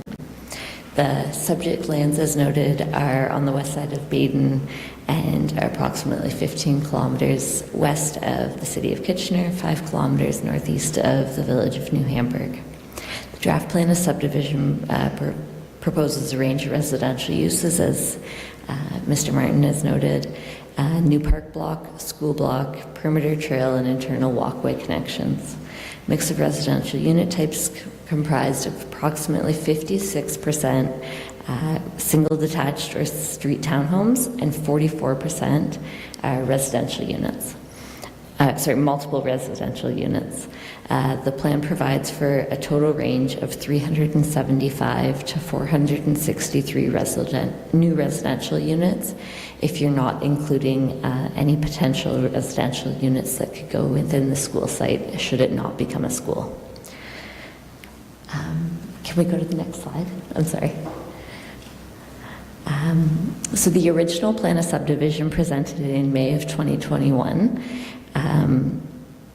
has gone through some substantial changes, as noted, and since that time, based on the feedback, the changes have been mainly to create a spine collector road, being Street 1 and Street 2, that go kind of north-south through the plan and then create a connection to the east. There's been 2 turning circles added to the plan to facilitate traffic calming, as well as ensure that there's crossing areas next to the school, as well as at the northern end of the site. The school site has been relocated and resized to accommodate the requests of the school board, and creates outside of the school hours, creates a nice gathering area for community activities, and located close to Schneider's Road, as well as being able to facilitate it being within the initial stage and moving up the school's opening timing. The location of the perimeter trail has been clarified, and an additional trail on the west side of the plan has been added, which connects from Schneider's Road through to the stormwater management pond and the park block. And the road extension that was previously provided from Betchen Lane is now a pedestrian walkway.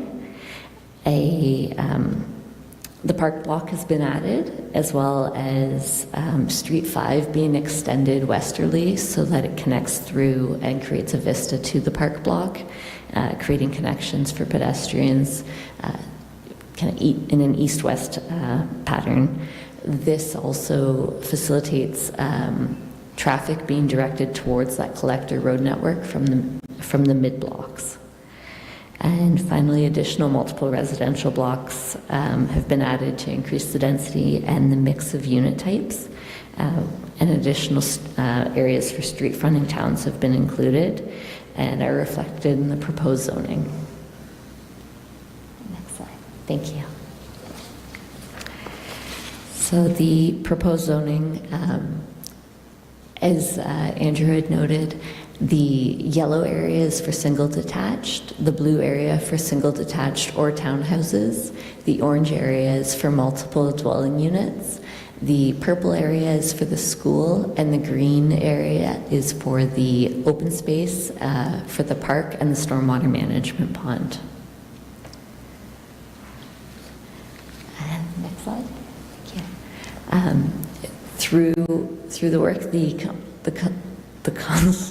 consulting team, has concluded that the proposed plan of subdivision and zone change applications have had appropriate regard for matters of provincial interest, are consistent with the provincial policy statement, conform to the place to grow, the regional official plan, and the Township of Wilmot official plan.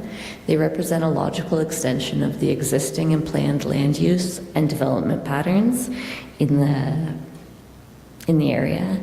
They will be adequately serviced with the planned infrastructure, including the Baden trunk sewer extensions and upsizing. The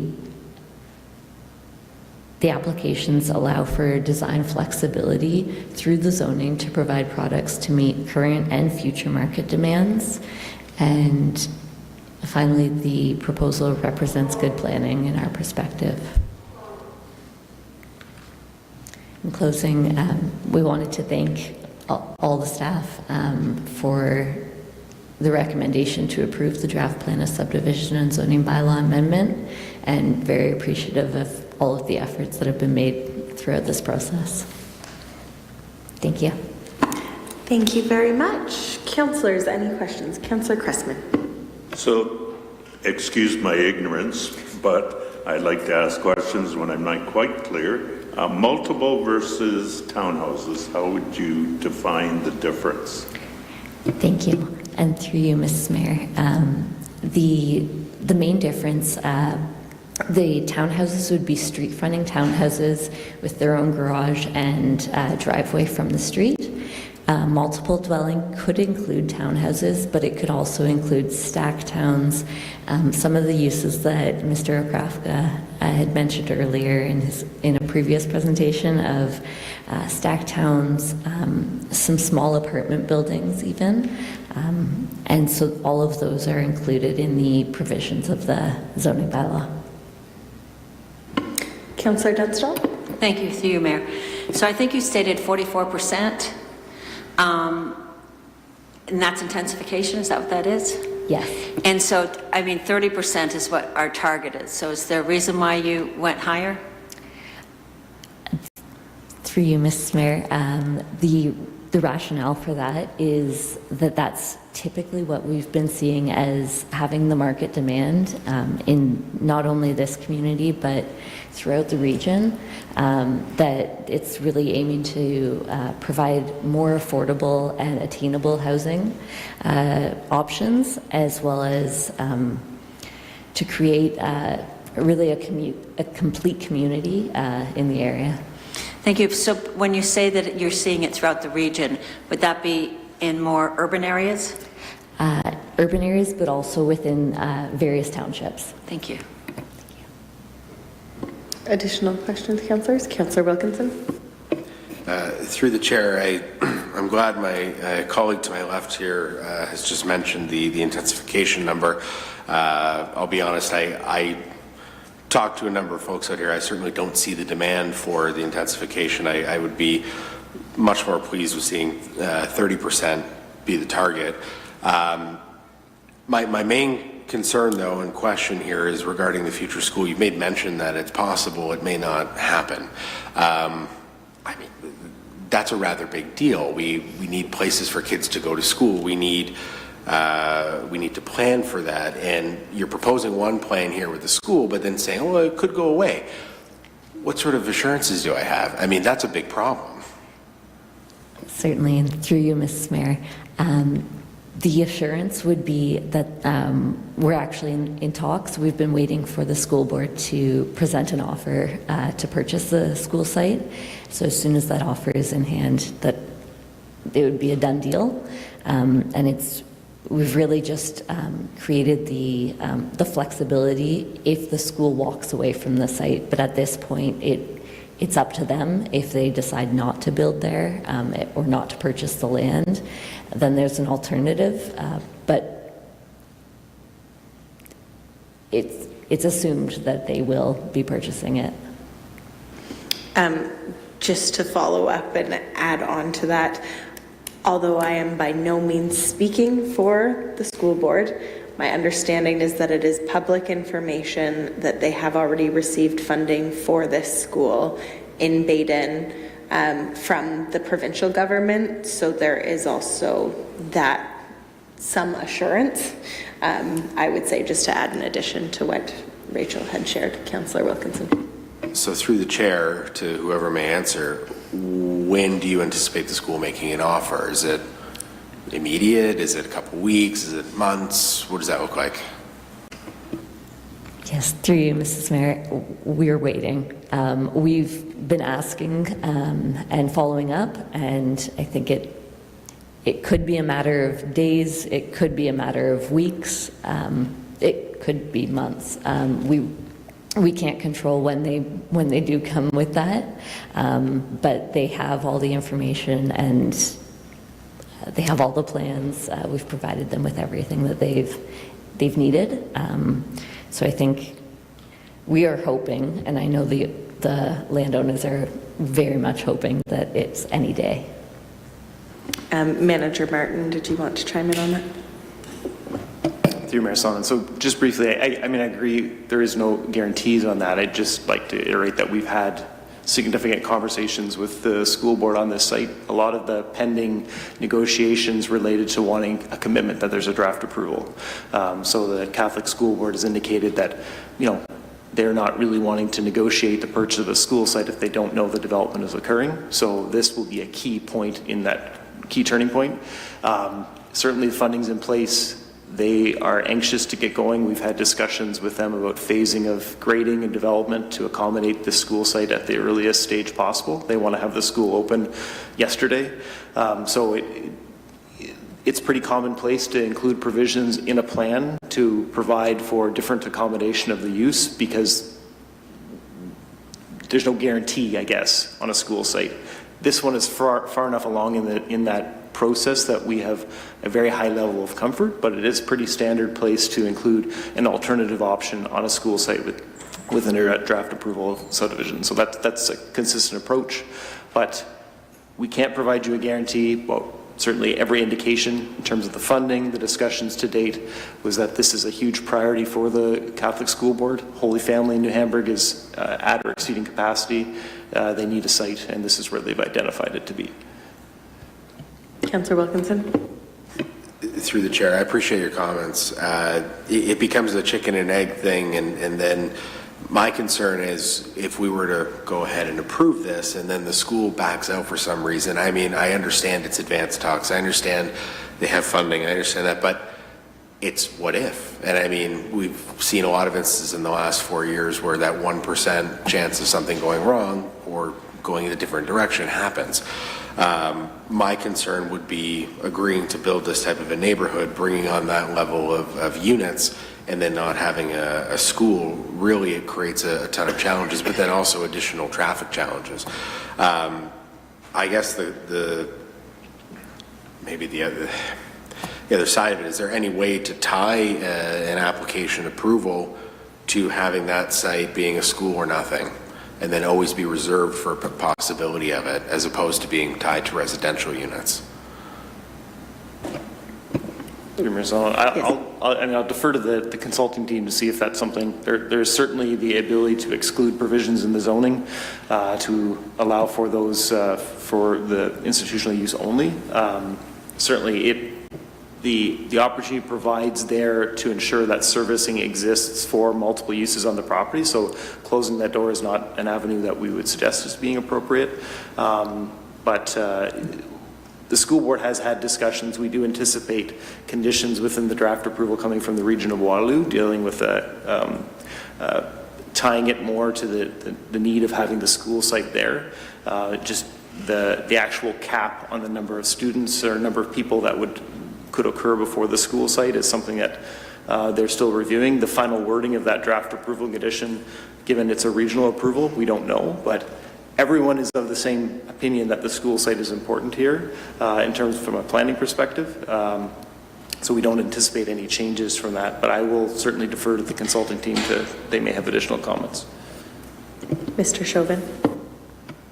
Thank you, Madam Mayor. Just to add to that, ultimately it's the school board's responsibility in terms of whether they build or not, or whether they need a school site. We've consulted with them, not only this Catholic board, but also the public board. Public board has expressed no desire or need for another school. We know that, whereas the Catholic board has. Our responsibility is to provide a site. We have done that. We can't force them, just like we can't force the township or anybody to buy our land.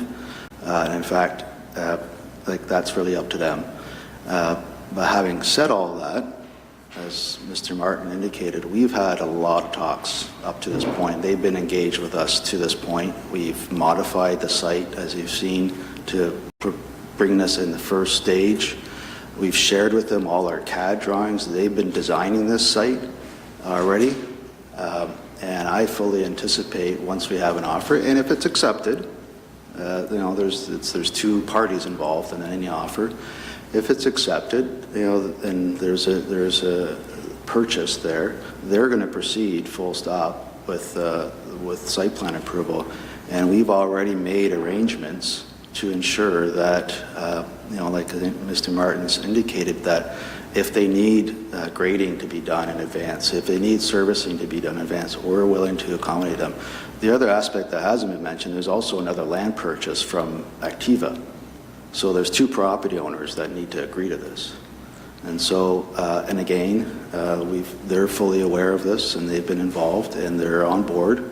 So it's pretty impressive, I would say, to have everybody on this, rowing in the same boat. It's just, we've been waiting. We've been asking the director, when are you going to make an offer? When are you going to make an offer?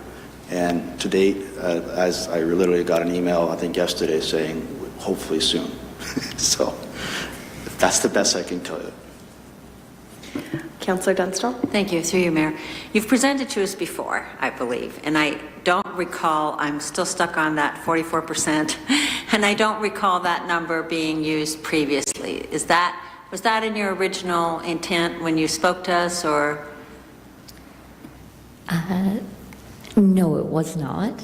It has gone up a little bit, mostly due to the comments that we received, that it was, the original plan was majority single detached, and the comments were that it wasn't hitting the density targets. May I ask you, our intensity target is 30%.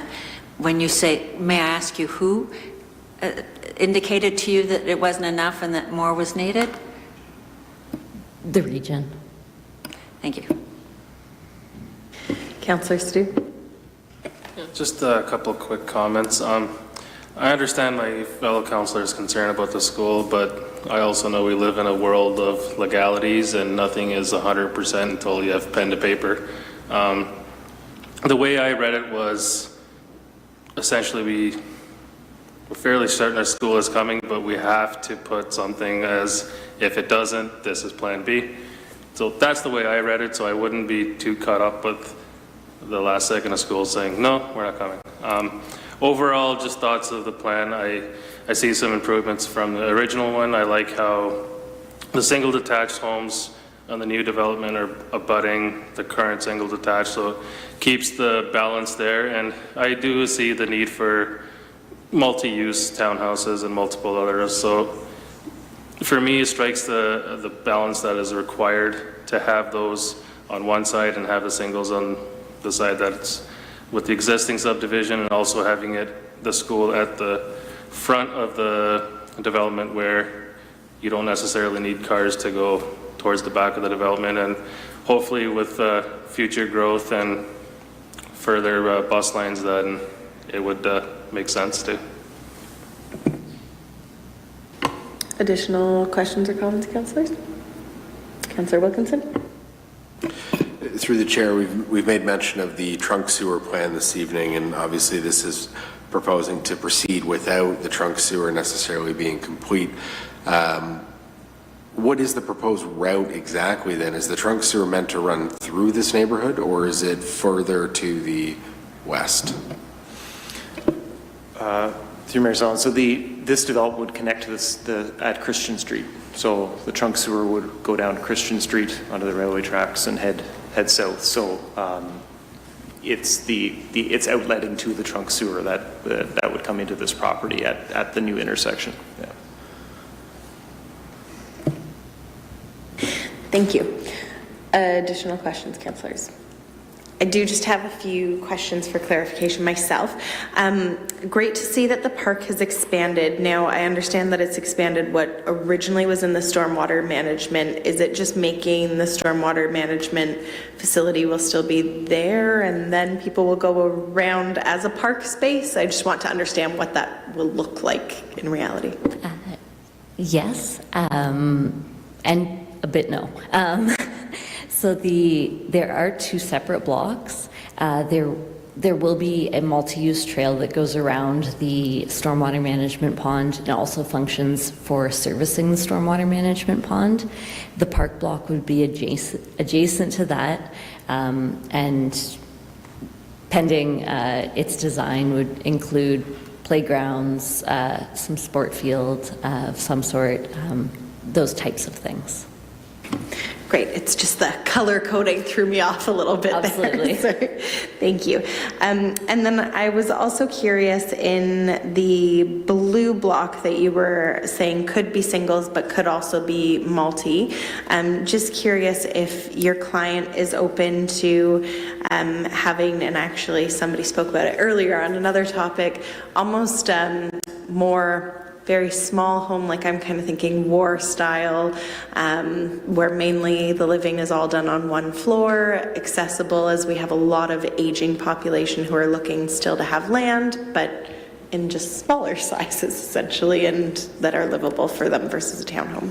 Certainly. I think that they would certainly be open to considering it and looking at if that's something that they'll be able to build and sell. I don't think that anything's really off the table as far as types. It's really at this point creating the zoning so that there is that flexibility for the market demand and making sure that they can provide for that complete community. Great. Can I just add to that, yes. if I may? Just because there's discussion about the multi-block, that's where some of those smaller units may come in that are more accessible, that have perhaps even elevators.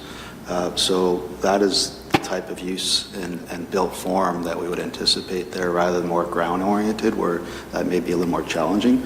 So I guess that is, the purpose for having more multi-units and being more dense, is to provide more of those types of units that people still need. Great, thank you. Okay, councillors, seeing no, Councillor Cressman.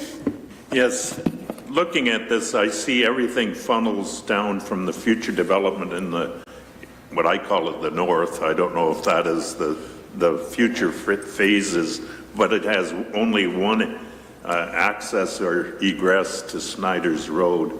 And I see some, some streets that potentially go to the west at some point in time. Anyhow, I just wondering, maybe that's the way they are designed? Is there any concern about the number of vehicles that would be, going in the future at some point in time? Certainly. The transportation engineers that have gone through this have looked at the fullness of time and the development scenarios that would include adjacent lands if they were developed. So they have considered it, and there are 2 points to the going kind of northerly, as well as one access that's going easterly towards Activa's development area that's also through. So it would create some more connections, ensuring that there's some options for transit.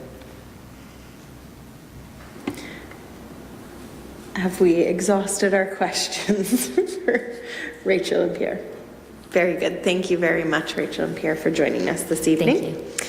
And I will now invite our next delegate on this topic, Barry Wolf, to address council. And Barry, you will have 7 minutes to speak. Thank you for joining us. As you can see, we met before. Good evening, council and professional staff. I'm pleased to hear that people are talking about the future and stormwater and transportation routes, because that's what I'm here to do, talk about the future. I'm a resident of Foxborough Green, a community of 215 independent homes. We've been in existence for about 30 years. We are zoned to 215 max, so you can't have 4 more. I'm here because our community, which will soon enough become a neighbor of this entire planned subdivision, which is, you can't see the bottom, it's P1, but the yellow, there it goes. P1 is the topic for tonight, but it extends the future all the way up, and if you drag it back down again, you can see weird all those red lines up in the top there. On July 8th, 2024, a Foxborough Green ad hoc committee met with Jeff Martins and Steve Peterson of MTE Engineering Consultants, and with Pierre Chauvin and Rachel Wolf of MHBC Planning Consultants at Foxborough Green. It was, in my opinion, a forthright exchange of interests and goals, and established positive relationships for future communication and cooperation between the parties. We discussed the potential impacts of the quantity and quality of stormwater dispersal from this development that would have on an environmentally sensitive area on Foxborough Green property and on our farm neighbor to the west, Larry Shantz, who's downstairs watching this. Our concerns, my bald head didn't reflect that. Our concerns are about grading, density of locations, fencing, and future stormwater implications. The draft plan of subdivision brought together, labeled as P1, describes the southern portion. On the slide, Foxborough Green includes the brown weeping, it's sort of reddish, the weeping beds there. That's a hydro easement, and the lands encompassed by the purple, that's environmentally sensitive land. Beyond the old purple line, which was the countryside line at that time. The black dot, I'll get back to. I draw your attention to the farmlands to the left of the purple. You notice there's little gradient lines. That shows the fall of the land. And what we're concerned about is grading. And we've had this discussion, but I'm here to remind you and to make it put it on the record when it goes to the region next. We're concerned about grading. We've heard about willing to grade for the accommodation of the school property, but that soil has to come from somewhere. So the height of land changes. And when the height of land changes, it has the potential to move southward. And when you move the height of land southward, you've got more area draining northward toward Foxborough Green. So the implications are you install roads and you install stormwater mains, and then you go with the grade. So if your surface top of land changes, you're now moving more water through your stormwater pipes northward. What we're here to do is to advocate for protection of the northern portion during grading so that we don't have excess water going towards us. Our neighbor, at that meeting, our neighbor, Larry Shantz, made it quite clear to us that if there was going to be a dispersal of stormwater into a stormwater management plan, black dot, probably, then it's like every other stormwater management facility, it will tend to overflow, and that changes the quantity and quality. That becomes an engineering under the planning manual, and Mr. O'Craft and I, we've had chats about this, and it came out of the discussion that there are legal implications for people downstream. And Larry Shantz has made it quite clear, if this goes through, and there's implications for him downstream about quantity and quality of water, he's going to the GRCA, he's going to file a claim, he's going to go to us. Foxborough Green's in the middle. We are the upstream potential liable persons, groups, as a condo association. So we're here to protect our interests and make it clear during this design and engineering phase that we want to be protected, that the stormwater is facilitated heading south, minimal north. Quantity and quality of water is very important to us.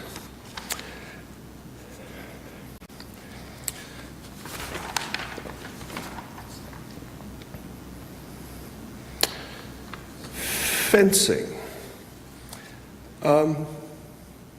We mentioned to the consultants that in the future there is the probability of residential development right up to what is the hydro corridor. That's the limit of development. Although the owner has the land where the black dot is included. And when you have development, you get well, we've talked about it, let's be frank. We're concerned about density and the implications of density and where is it going to be located. We got 215 homes, and homes have to go somewhere. We're not against development.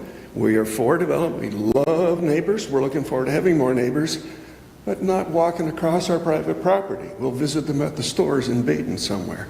So there's a tendency in the past, because the past instructs the present predicts the future, there's been a tendency for developers to locate their higher density accommodations towards the rear of properties or to sidelines where there is nobody yet. If you show me slide 2, please.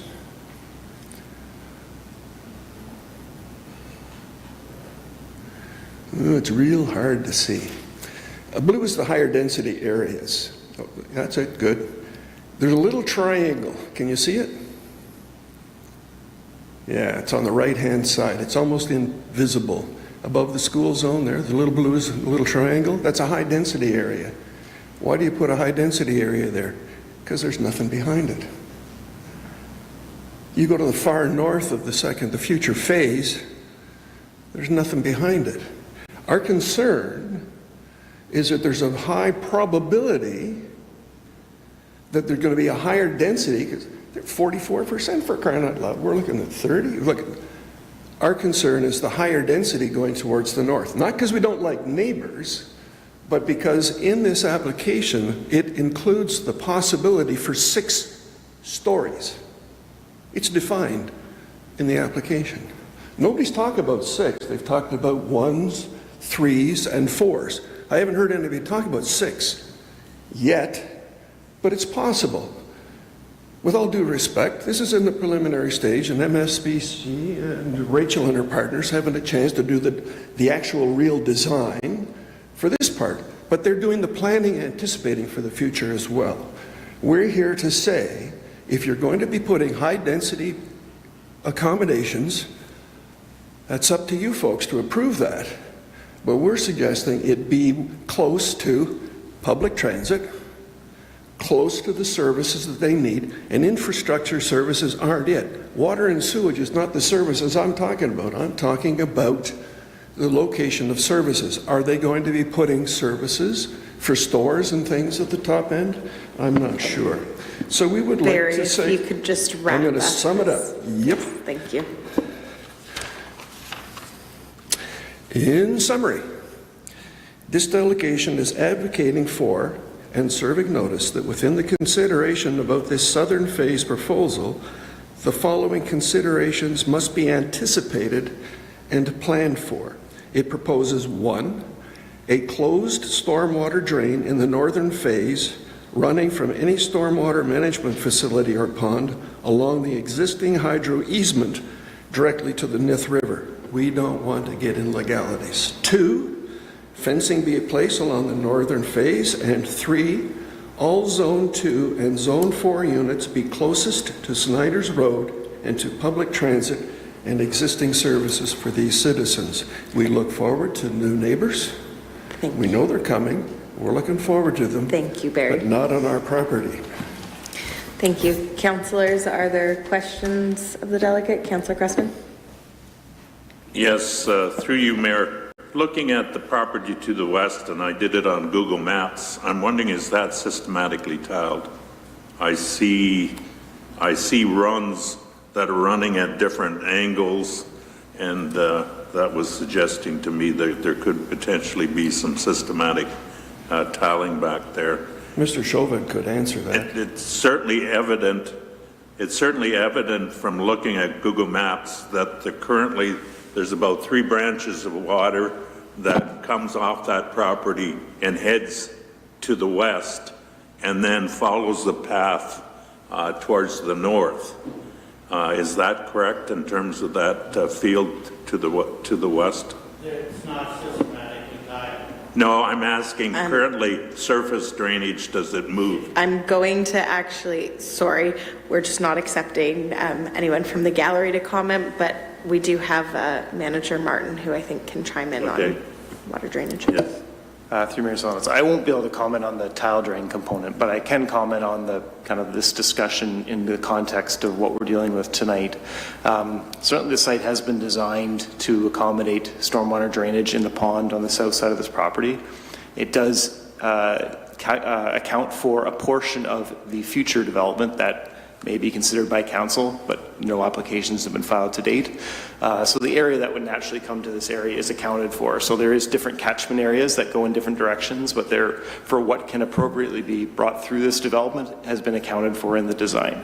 So those issues aren't being looked at in isolation. If I can just maybe comment on a couple other items that came up there to clarify that blue triangle area we're talking about simply is reflective of the zoning that's already on that street in the existing neighborhood. So it isn't proposing anything new there. It just happens to be the zone that is in that current development is the same zoning category. So the color looks the same. But nothing different is proposed there. In fact, the regulations are tied to specifically align with what's already on the extension of Wagler.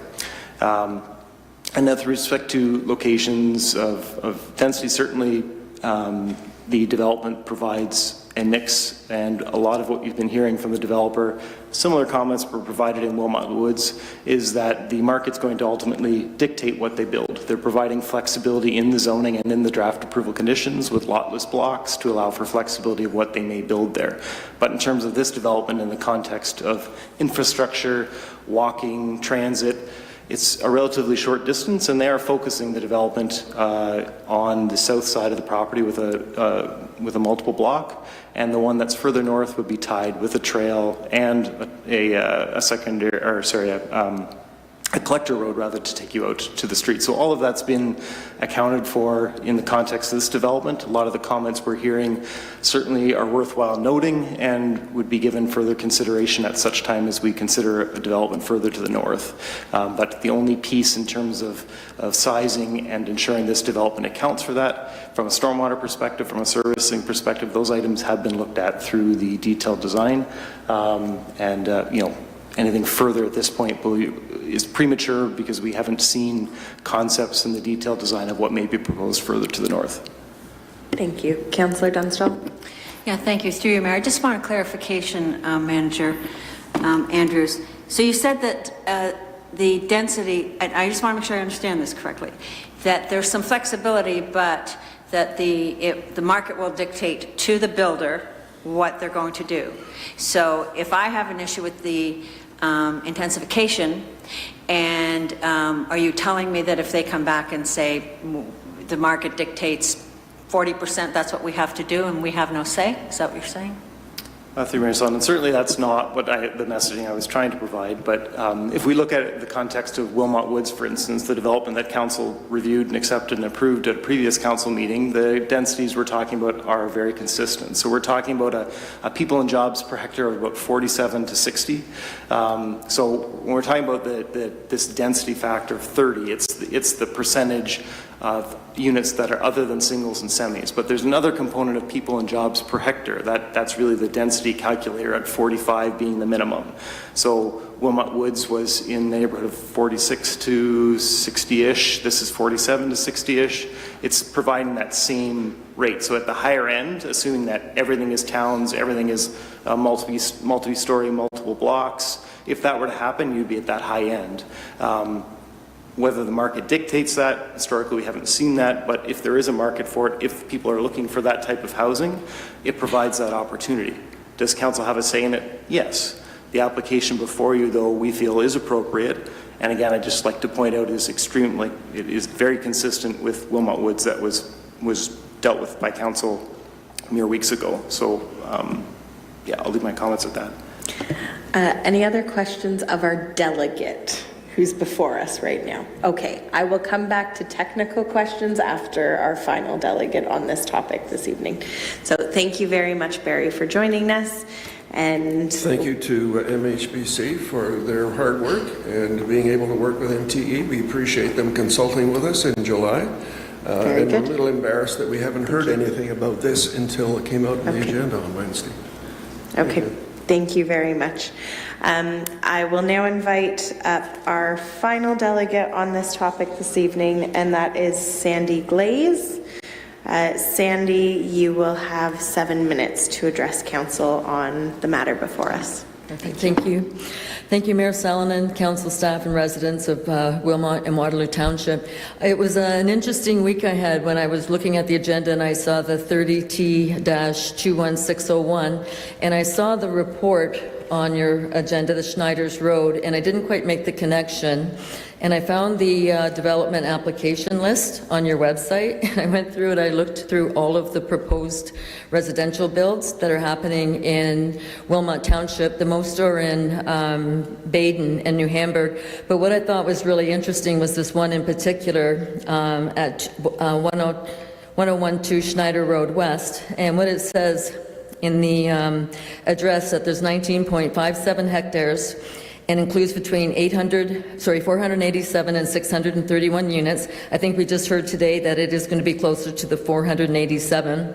A variety of homes and a Catholic school is what they're talking about. What it didn't say whether it's an elementary school, whether it's a high school. So there's a few things that I'm just a little concerned about. But when I'm looking at this Schneider's Road plan, it says it's a draft plan of a subdivision application.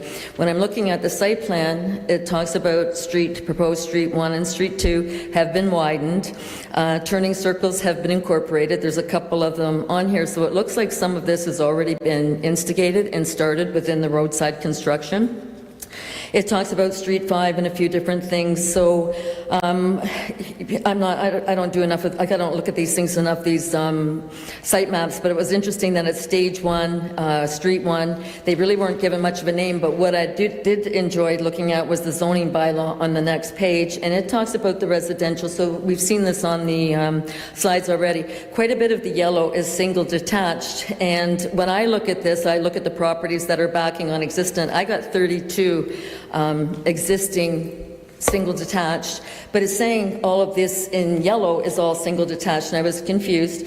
Residential single detached or townhomes is not very big, and then the multiples, the green space, and the school that may or may not happen.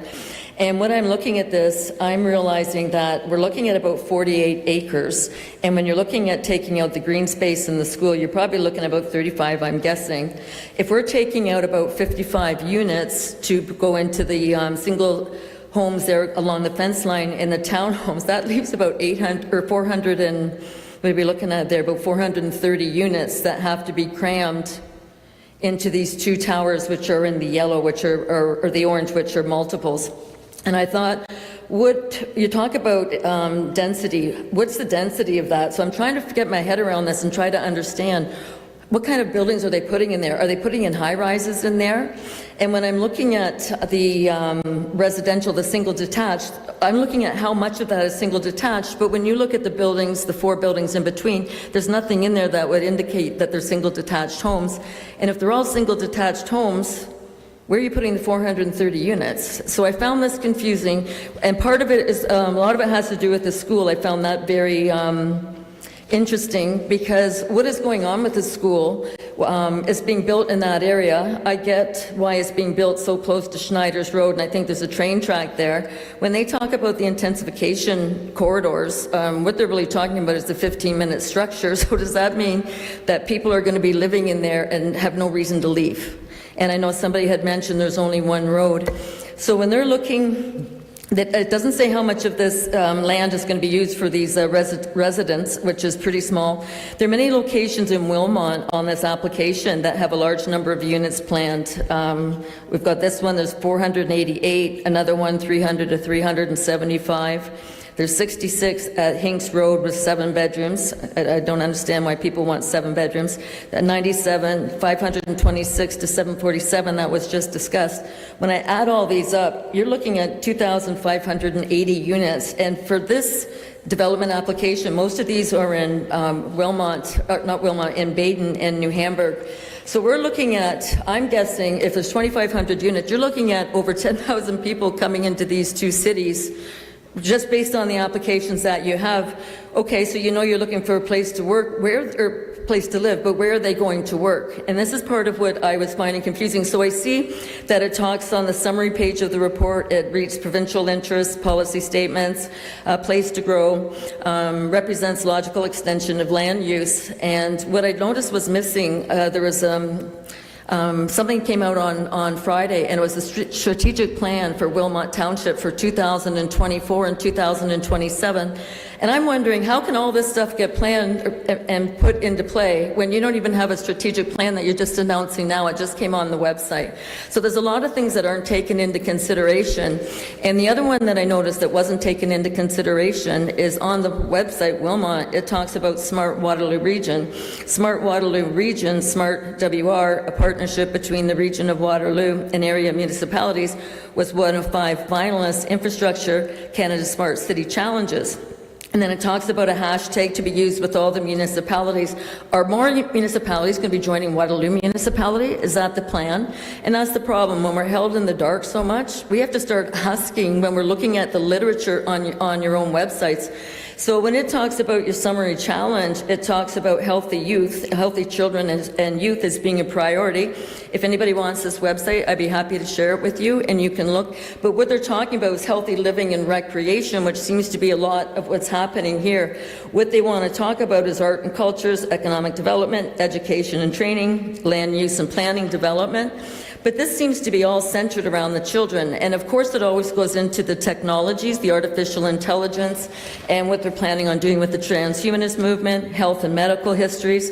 But when I'm looking at this strategic plan, it allows us to have our say, but then it says it's going to be a community information session. Why I'm concerned with that, the strategic plan for Waterloo Region 30 seconds just to wrap. Talks about the strategic plan for Waterloo Region. It talks about childcare, it talks about religion, it talks about family dynamics, it talks about family characteristics. I'm looking at what's on the Ontario website, priority investments, and there's the childcare again and the health care. I'm looking at Karen Redmond wants to have 1 million people in this area by the year 2050. And what my question is for that land, the yellow in the middle, are those going to be dorms to house the students from that school? Like how many students is there going to be? Like I'm really questioning the single development. Okay.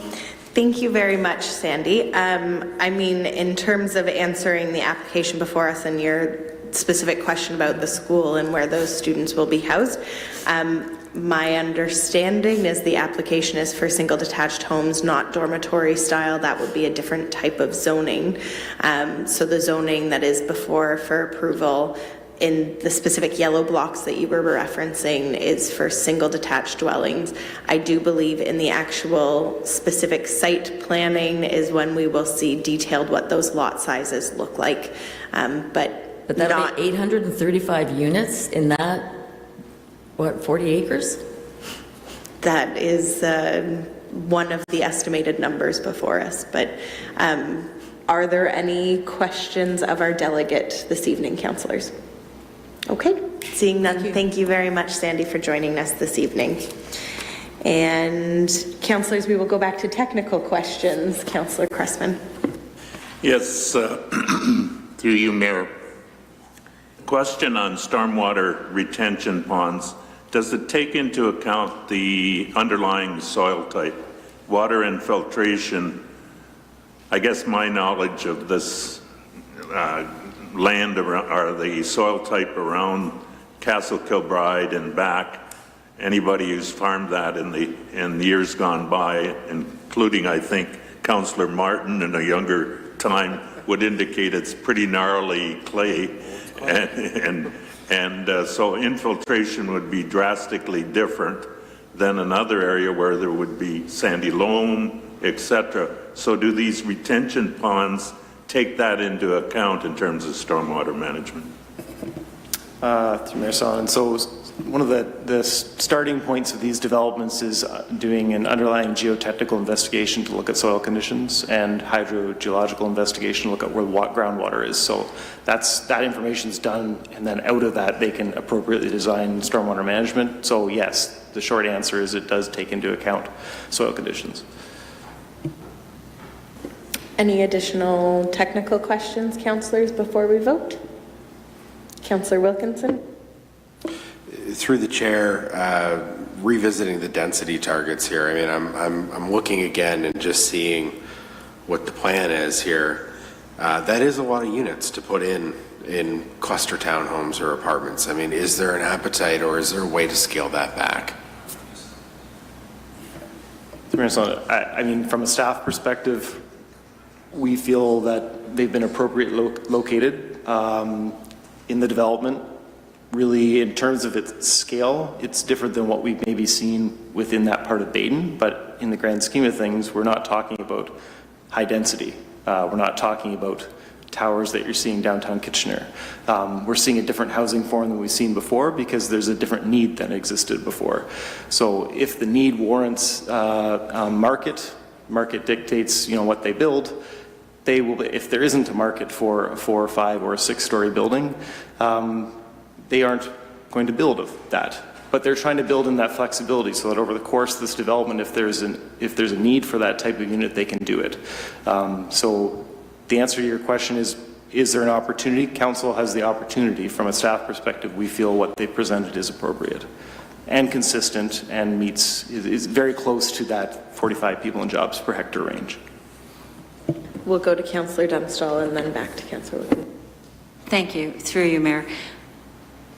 I just want to make sure that I understand. If we approve the zoning change tonight, there is a possibility that we'll be 44% density and we won't be able to stop that because the market will dictate it, but we're not sure who the market is. It could be the region. We're not an urban center. We don't want to be an urban center. So I don't agree with the 44%. And I just want to make sure that we still have an option to impact that. If I approve the zoning change tonight, will there still be an opportunity to change that density amount? Through Mayor Solomon, I'll comment briefly, and if Director Kraft has more comments, you may add them afterwards. But no, so the answer is, if this were to be approved, ultimately the draft approval is an approval of the region of Waterloo. So from a zoning perspective, that is a local level approval. The zoning provides the flexibility to accommodate multiple forms of housing. The blocks that are established within the draft plan of subdivision provide for that range of units. Ultimately, we're providing a recommendation to the Region of Waterloo for approval. I would fully expect that if council were to suggest modifications to the draft plan of subdivision, the Region of Waterloo would not accept those changes, because it is consistent and achieves, you know, what ultimately is being looked at. So the range in there ultimately provides opportunity based on when they go to service that, what their market demands are will determine their lot sizes. So there's a range there of high and low in terms of how many lots could exist in each area. When they go to build it, that's when that would be determined. So ultimately, the zoning doesn't dictate the specifics as number of units. The draft plan approval, which is a regional approval, dictates the number of units. So the region would dictate if it's going to be 44%, they get to make that decision. We only get to say if it's going to be zoned for that, correct? We make recommendations to the Region of Waterloo, but ultimately it's a regional approval for the draft plan. Said that they're looking at 44%. There's been ongoing conversations with the region on a lot of aspects with development within Baden. This was one area, and there was an opportunity there to look at the location relative to Snyder's Road, and certainly a goal of the region was to encourage the developer to look at opportunities to increase development, increase the density calculations from what was originally proposed to provide that range. Councillor Wilkinson. Through the chair, I appreciate the comments just mentioned. I mean, ultimately, I hold the same opinion. My concern is the density. The region is so caught up in trying to pack as many people into this area as possible, but quite frankly, has no concern for the people that have lived here and continue to live here. It's ridiculous. I hate to see increased density, especially this mixed neighborhood, and anything that could potentially go up to 6 stories is a real concern. Quite frankly, if I was to make a recommendation to them, I would push for more single-family housing, wartime homes. People want yards. The market dictates it because that's what's available. They're building it because they sell units and they make money. Honestly, build the single-family homes. That's really all I have to say. I don't know if there would be support for an amendment, but I would ask to go back to the region. You know what? I'll put forward an amendment. I would ask that the plan is maintained, but the multi-residential is capped at 30%. I would prefer to see single-family homes. I'm just going to ask before we get a seconder on that. I know Director Okrafka wanted to chime in. Through you, Mayor Sellen, I just wanted to encourage Council to give some consideration to all the various applications yet again that are before us. We're looking at a housing crisis. We're looking at how to address housing, how to provide more affordable forms of housing, not meaning that it's 30% of your income, but again, something that my kids can leave my basement and possibly buy something of their own to live in. It's going to be a townhome. It's going to be a stacked townhome. It may be a condo apartment unit. 20 years ago, that would have been a semi-detached unit. The same debates that we're having today, we had 20 years ago with this development. The development behind the castle, which at the time was deemed to be too small, too dense, not the kind of people that we wanted for Baden. We're used to large single-family lots along Snyder's Road. Council made the choice at that time to say, you know what, things are getting smaller, things are becoming more dense, we need to look at having growth. The problem that we've got ultimately is in the cities, they always have a wet edge. So they're always approving developments next to developments that have previously been approved, next to things that are currently being built. So they don't have that interface of existing residents with newly approved dwellings that we constantly run into here. Again, partly because we're rural, partly because we have a slow growth rate. The dilemma in this with the early plan was residents said, we want to know what's going to be behind us. We want to see singles against singles. We want to see lotting. We understand that there's new forms needed, but we prefer them to be on the other side of the development. We prefer, as one delegation said, they be close to Snyder's Road, close to access to transit, close to the school site. All of those things have been accommodated within this updated plan. I want to encourage Council to give some serious consideration to if we're going to have density. And, you know, we've heard delegations tonight on higher density in an existing single-family neighborhood and the concerns about not there. In New Hamburg, the Wilmot on Shepherd Place, right? Higher density intensification, that maybe that's not where residents want to see that kind of housing. Well, where are we going to have this kind of housing is the challenge before you. And I think ultimately those are the kind of things, it's within our official plan, the regional plan, the provincial policy, that encouragement that we need to have higher density. So what is the magic number? I'm not, ultimately council has to make that recommendation to the region, but I do want you to give some consideration to the need of this community for some forms of higher density in some locations.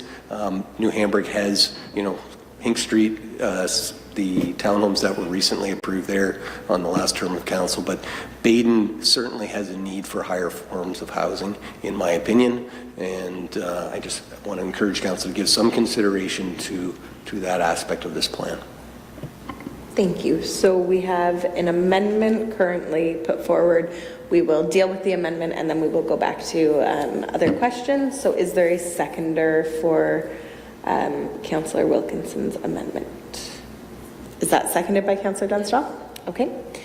And just for clarity of myself and the clerk, so I know exactly what we're talking about, what is the exact target amount that you're asking to be achieved? Through the chair, I realize that there's an outside chance, obviously, but ultimately I'm looking to go back to the region and suggest that we hit the bare minimum of what the province asks at 30%. I think ultimately at the end of the day, it comes down to what the will of the people desire. I have yet to hear anybody come forward and say, we want more density. That's not what I'm hearing out of this community. 30% would be my ask. Okay, so we have an amendment moved and seconded for 30%. Councillor Martin, is this a comment on the amendment? Yes, I just remind Councillor Wilkinson that a few minutes ago I had said that we need more density, and he's saying he has yet to hear anybody. We will go to Councillor Dunstall. Thank you. I just wanted to clarify with the amendment basically says we will approve this if you, is that what we're saying? If you change it to 30%, if you consider changing it to 30%? Through the chair, I think ultimately it's a consideration. I mean, that would be ideal. Ultimately, we're kicking this down the road until we can hear the comments back. I mean, I think overall, compared to what it looked like initially, yeah, it looks a lot better now in this current form. But again, it's just that percentage of density. And with all due respect to Councillor Martin, I appreciate your opinion and I appreciate you saying that. I'm talking about the residents I represent. Okay. Councillor Creston? Yes, I sure wish we would hear from the Waterloo Federation of Agriculture on this one as in an effort to save farmland. These are things that are needed. Densification is needed. Seems they're silent on these issues, and so I really support the application as it exists. I realize it isn't what any existing resident wants. I realize I have the privilege of living in a farm on the back of Half Mile Lane, but at the end of the day, this is the type, if we're going to look at the housing crisis we're facing, if we're looking at reducing lot sizes and give a variety of opportunities for housing, I think as this supports that, and as such, I would support the original and vote against the amendment. Councillor Sidhu? I realize this is probably a tough question to answer, but to go from 44% to 30%, ballpark, is that just going to give us like what, 2 more single detached homes? Or like, I realize the numbers are different, but practicality, if you could just shed some light on that. Through Mayor Sullivan, I have not done the calculation to see what that equivalency is, but really you're looking at providing more singles and semis in the development to offset the unit count. Percentage-wise, we're not talking about significant difference there. There would be a difference. I haven't done the math, but if you'd like us to run that calculation, we probably can. No, essentially it was just thinking out loud of it's not going to make a huge difference, and I think we're getting too bogged down on it. I mean, I can speak personally. I was lucky enough to buy a home during COVID, and the only one I could afford was a semi. If I was to try to buy one now, I couldn't even afford a semi. So there is a need. My kids are going to need a place to live. I realize that historically this has been built on 50 by 75 lots. Also to Director Krafka's point, that was even considered small considering the homes on Schneider's Road, where you have much bigger lots. So I'm not saying we need apartment buildings and condominiums everywhere, but we do need a mix, because we have seniors who are going to be leaving their larger homes to downsize into something smaller. So it's not just going to be quote unquote more people from the urban centers coming. It might be the population within our township shifting from larger to smaller homes. So those are my comments. We'll leave it at that. Any other questions or comments on the amendment that's before us? Seeing none, I will call the vote on the amendment. So that is to approve with the understanding that the region will consider bringing the density back down to only 30% intensification. So all those in favor? All those opposed?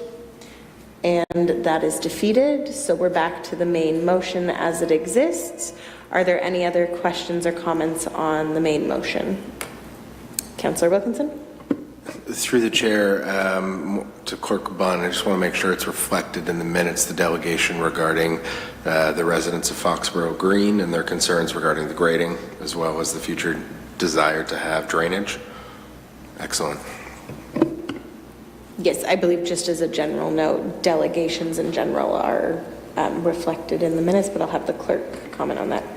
Through the mayor, in this case in particular, the delegate has also submitted written comments that'll be appended to the minutes and form part of the public record. All right. Any other comments or questions on the motion before us? Seeing none, I'll call the vote. All those in favor? All those opposed? And that carries. I'm going to look to see if we can take a 5-minute seventh inning stretch, so to speak. I would need a mover and a seconder for a 5-minute recess. Moved by Councillor Wilkinson, seconded by Councillor Cressman. All those in favor, and we will return at like 3 after 10.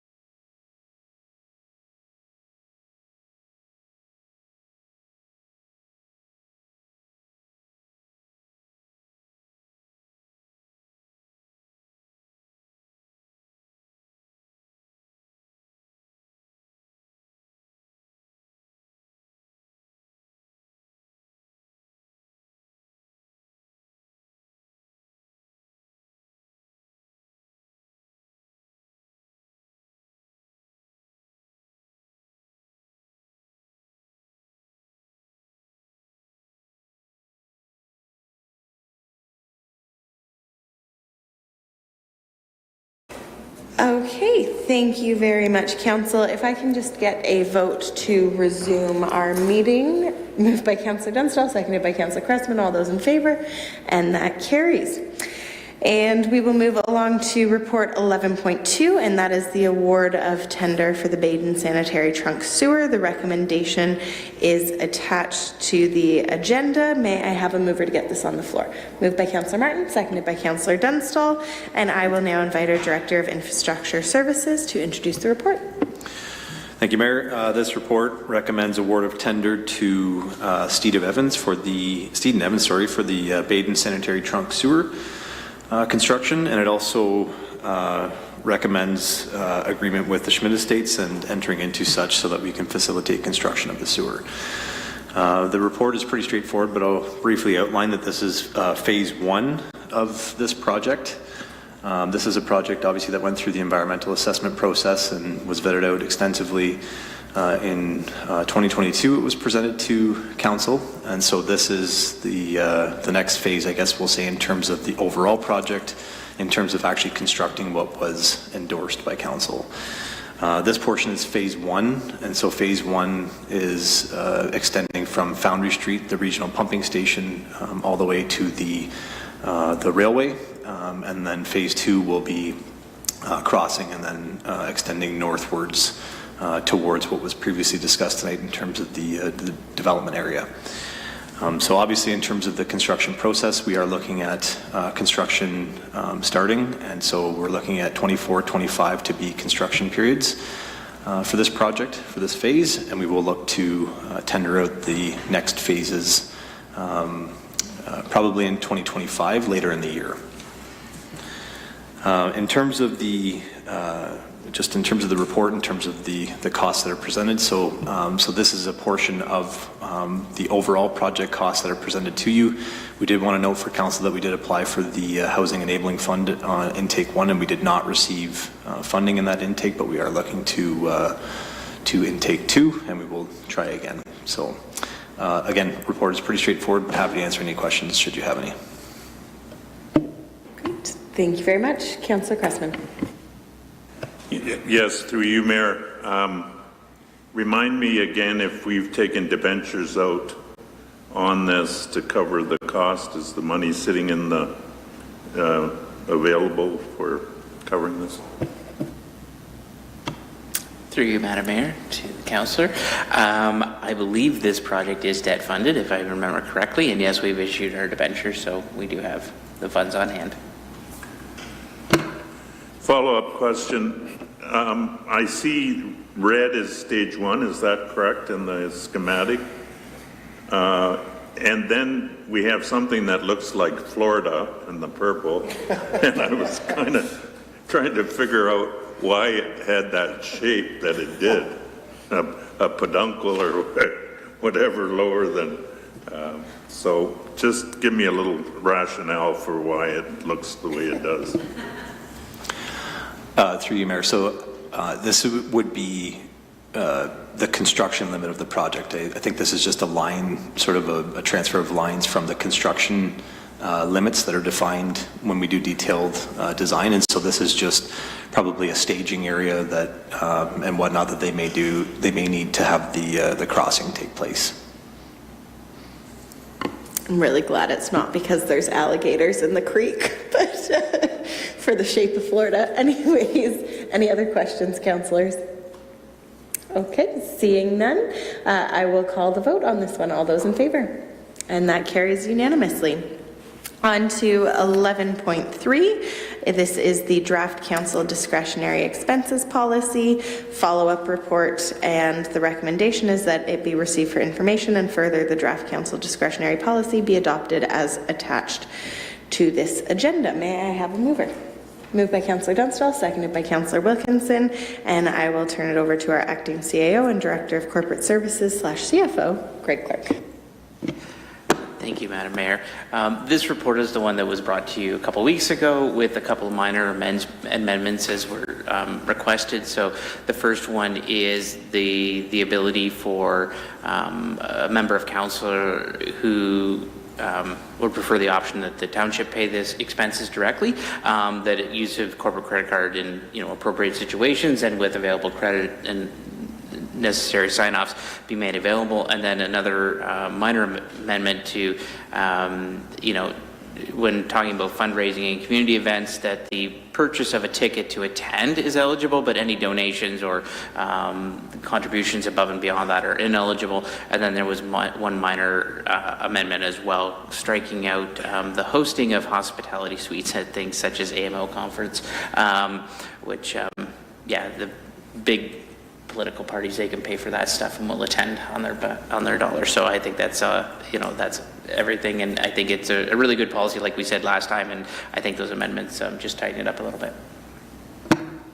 Thank you very much. I just want to comment, I really like the reporting structure where you put what you added and what you removed. It made it very readable and easy to follow, and I really appreciate that. So thank you to you and your staff. Well, thank you very much, Clerk Bunn. And yeah, I'm pleased with the changes. Are there any other questions or comments, councillors? Okay, seeing none, all those in favor, and that carries unanimously. And on to 11.4, and the recommendation is attached to the agenda. This is regarding the long-term financial framework. To get this on the floor, may I have a mover? Moved by Councillor Dunstall, seconded by Councillor Cressman, and I will turn it back over to our Acting CAO and Director of Corporate Services, Mr. Clark. Thank you, Madam Mayor. I think I've mentioned this a couple of times when I've been in front of council, that one of my top priorities was to bring back some financial policies for council consideration and approval prior to getting to budget in the fall. And the way this has been structured is a similar format I've used in other municipalities, and it's also, I don't take full credit for it, it's borrowed from our neighbors in other municipalities as well, in that we try to build a set of core policies based on an underlying framework of commonalities, and those common things are sustainability, vulnerability, wow, my brain just went blank. There's a third one. Pardon? Flexibility. Thank you, Madam Mayor. It's late. And so each of these policies are built on that principle that we need to be considering those aspects when we're looking at making financial decisions. And so the 5 policies that are in front of you: budget policy, which outlines the core aspects of how we build a budget and how we bring it to council; the debt management policy, which outlines proper use of debt, as well as the limits and extent that we want to be using debt to finance our capital investments; the investment policy, which helps us align with both the Municipal Act but also council direction in terms of where we should be investing and what we should be investing for. The revenue policy is a big one that a lot of municipalities struggle with in terms of how do we treat unique revenue streams other than taxes, and how do we find those revenue streams and allocate them to appropriate programs and use. And then reserve and reserve funds. So how do we manage our ongoing capital holdings and planning for the future, and making sure that those funds are allocated and used appropriately, and that the reserves that are structured are done so in the best interest of the purpose that they've been designed for, and that the best use is made of those funds. So I won't go into a lot of detail unless there's questions specifically from council. One of the things I do want to highlight is that these are the beginning process for these policies, so they outline the framework that we're going to be using to evaluate things. So when I come back during budget, what you're going to see is some red around some of these policies where we're not meeting certain things. So we may not be meeting, say, our debt levels because of previous practice, or we may be short in some of our reserves, as I mentioned before, because of previous practice. One of the things that you probably won't see is a 10-year capital forecast, because we're still working on that, and so you'll see a shortened time frame. So anytime that the budget or any other document that is put in front of you doesn't fully align with these policies, we'll be making that aware to say that we're still working towards meeting the full extent of the policy, but this is an incremental step, or this is a first iteration of moving in that direction. So these, while they're foundational, they're also a bit aspirational in that we're still not there. We're not there in that just because we have the policy, it doesn't make everything better. It doesn't change our situation. It just gives us a goalpost to move towards and gives us some guiding principles as we get into those discussions. So I'll leave that at that if there's any questions. Thank you. We'll go to Councillor Dunstall. Thank you, through you, Mayor. That was an excellent report. I love that report. You're right, it doesn't fix where we are, but it certainly gives us a pathway to where we need to be. Very detailed. Great job. Councillor Wilkinson. Through the chair, I echo the same sentiments. I enjoyed reading through this, and I think this has been a long time coming, but finally it feels like we're maybe heading in the right direction and at least have a guideline to help get us there and some rules to live by. The one thing I also want to just make note of and really stood out to me is long-term beneficial, and I think this will be beneficial for everyone in the town, is having a further forecasted budget, looking at 4 years or beyond, and at least being able to predict and explain to folks, this is what you can expect, this is where we're going, versus sometimes it just seems like these budgets get passed and they're surprised when they open their tax bill. So I appreciate that, and I think it's something I know a few of my colleagues and I have been asking for, so well done. Councillor Martin. I concur with Councillor Wilkinson and Councillor Dunstall. I think it was an excellent report, and so I thank you, Acting CAO and CFO Director Clark. Just trying to get the titles correct. I did have a question along with that, and so yes, thank you for thank all of staff. The reports have always been very good. I have a question about authorized investment dealers, and I've seen that at AMO and at Roma, where there are investment companies advertising, and you know, here we have the major banks. In the township, we have an investment company, and we also have a credit union. I was just curious, how do you make decisions based on where you can invest dollars? Is this something that previous councils had decided, or where does this list come from? So through you, Madam Mayor, to the councillor, this is, I would say, your very basic investment policy. So where I came from in Guelph, where we had several hundreds of millions of dollars to invest. We use credit unions, we use brokerages, we use one investment, which is through MFOA. We used a lot of different avenues because we had a volume of dollars to put to use. When looking at ours, we don't have a lot of cash sitting around right now. We have sufficient cash, and our cash flow is good, and I don't see any concerns with that, but we don't have a lot of excess cash flow. So when I was looking at this, I looked at basically the strongest and best places where we could start with, and that's the Schedule I banks. We already have a relationship with TD, so that's obviously a first place. I have had discussions with One Investment, and I'm potentially thinking of bringing forward a recommendation to sign up with them as well. But one of the things that I'm concerned about is if we have too many places to put our money, then we're not focused enough to pay attention, and really we're not investing for strategic gains and huge windfalls. We're trying to steady progressive investment that gets us a good rate of return, and so they meet the requirements for now. If things change in the future, we may look at different options. Councillor Crespin? Yes, I would concur with my fellow councillors. I found this a very interesting read. It was quite long, but I did find it very interesting. Figured it was boilerplate from other places, and see that as very important, because I never like reinventing the wheel. I like using good ideas from others.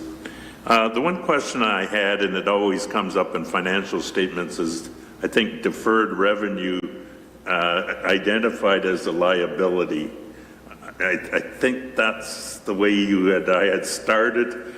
I can't find it right now. I printed all of these off because I thought they would be handy to have as references. Not that I need them to paper a bird cage or anything, but so just quickly on that, because I've been on other boards where this has come up, and it intuitively is opposite to what you think. So through you, Madam Mayor, to the councillor, yes, deferred revenue to us. So there's two different types of deferred revenue. There's your unearned revenue, where you received a check for payment in December, but you didn't earn the services till next year. That's your typical business type of deferred revenue, you know, that most institutions deal with. What we have that's unique is we have development charge funds, we have the CBBF, the Canada Fed gas tax, that allows us to use those funds for specific purposes, but we can't actually draw it into revenue until we actually spend the money on the purpose. So in that case, yes, it sits on our, it's not part of our current balance in terms of our current position, and it's also not, although we can invest it, the investments are related to those dollars, so the money goes back there.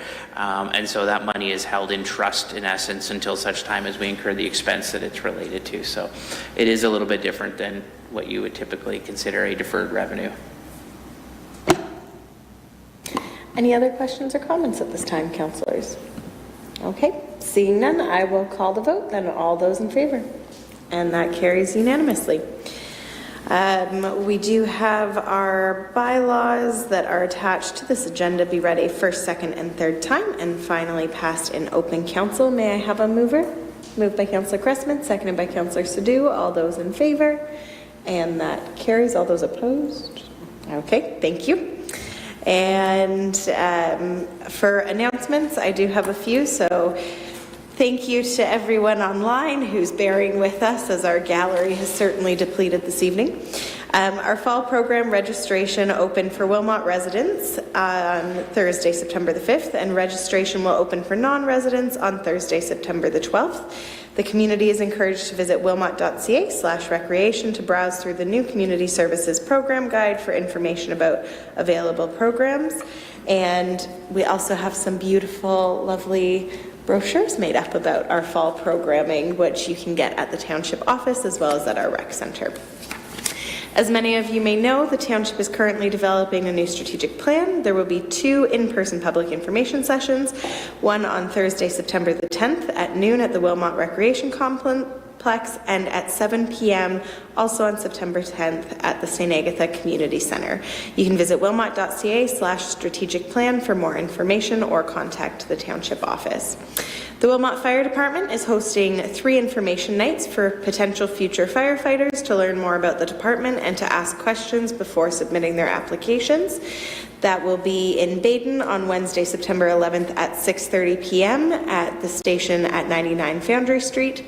New Hamburg is Wednesday, September 11th, also at 6:30 p.m. at Station 3, which is 121 Huron Street. And then New Dundee is on Thursday, September 12th at 6:30 p.m. and that's on 55 Front Street. For more information, you can email fire@wilmot.ca or contact the Township office. And the New Hamburg Fall Fair, which is hosted by our Wilmot Agricultural Society, is this upcoming weekend, running from September the 12th to the 15th, and that is down at the New Hamburg Community Centre and Norm Hill Park Fairgrounds. I definitely encourage everyone to make their way out there, as well as on opening ceremonies on Friday. Along with the Ambassador Program, we will be having the Wilmot Citizen of the Year Awards, which is very exciting. And the Wilmot Terry Fox Run is being hosted at the Schmitz Woods at the Wilmot Rec Complex on September 15th at 9 a.m., as well as the Wilmot Aquatic Centre is hosting Story and Swim, which is a 2-part activity hosted by our Recreation Complex. And this program is offered on Wednesday, September the 18th. A story begins at 9:45 a.m. and then the swim takes place at 10:30 in the leisure pool. All participants must register in advance. Please go to our website or contact the Recreation Complex for more information. Those are all of my announcements. We'll go to Councillor Cressman. Yes, I wanted to announce the Board of Trade in New Dundee is sponsoring their annual fish fry on the 18th, and adults are $27, and I have a flyer on my passenger seat in my car. Unfortunately, I didn't bring it in, and I believe children below a certain point are $15, and advance tickets only. There's a spot that you can email, and you will see signs around New Dundee, etc., where to get tickets. So there's 2 seatings, 4 o'clock and then 5 to 5:30. Very good. Councillor Dunstall. Oh, sorry, just before we go to you, Councillor, we have the information pulled up online for clarification. Councillor Cressman. Yes. Somebody is very sobby beside me. $27, adults 13 and over. Takeout is $25. Children 5 to 12, $15. Very good. Thank you very much. Now, Councillor Dunstall. Thank you, through you, Mayor. I don't think I have that. It's going to be available to me, but just to let everyone know that this Saturday, the Wilmot Optimist will be hosting breakfast at the Legion from 8 to 11. I do not know how much it's going to cost. I think last year it was about $10. I'm not sure. And just so everyone knows, I will not be cooking. I will just be cleaning, so everyone is safe. Thank you. Very good. Thank you, Councillor. Councillor Martin, did you also have an Yes, through you, Mayor Sallin, and my announcement is about the past. I want to thank Castle Kilbride staff for the concert series. I was at a number of them. I even saw Councillor Wilkinson dancing one night. Yeah, his wife was singing and he was dancing. And his children too, right? But the concert series was great. To see a few hundred people in the front lawn of our castle out front, I just thought it was wonderful, and I want to thank the staff for that. Very good. Any other announcements or comments, councillors? Okay, seeing none, I will now ask for a mover and seconder for the confirmatory bylaw. Moved by Councillor Cressman, seconded by Councillor Dunstall. All those in favour? And that carries. And adjournment. May I have a mover? Moved by Councillor Cressman, seconded by Councillor Dunstall. All those in favour? And we're adjourned. Have a great night.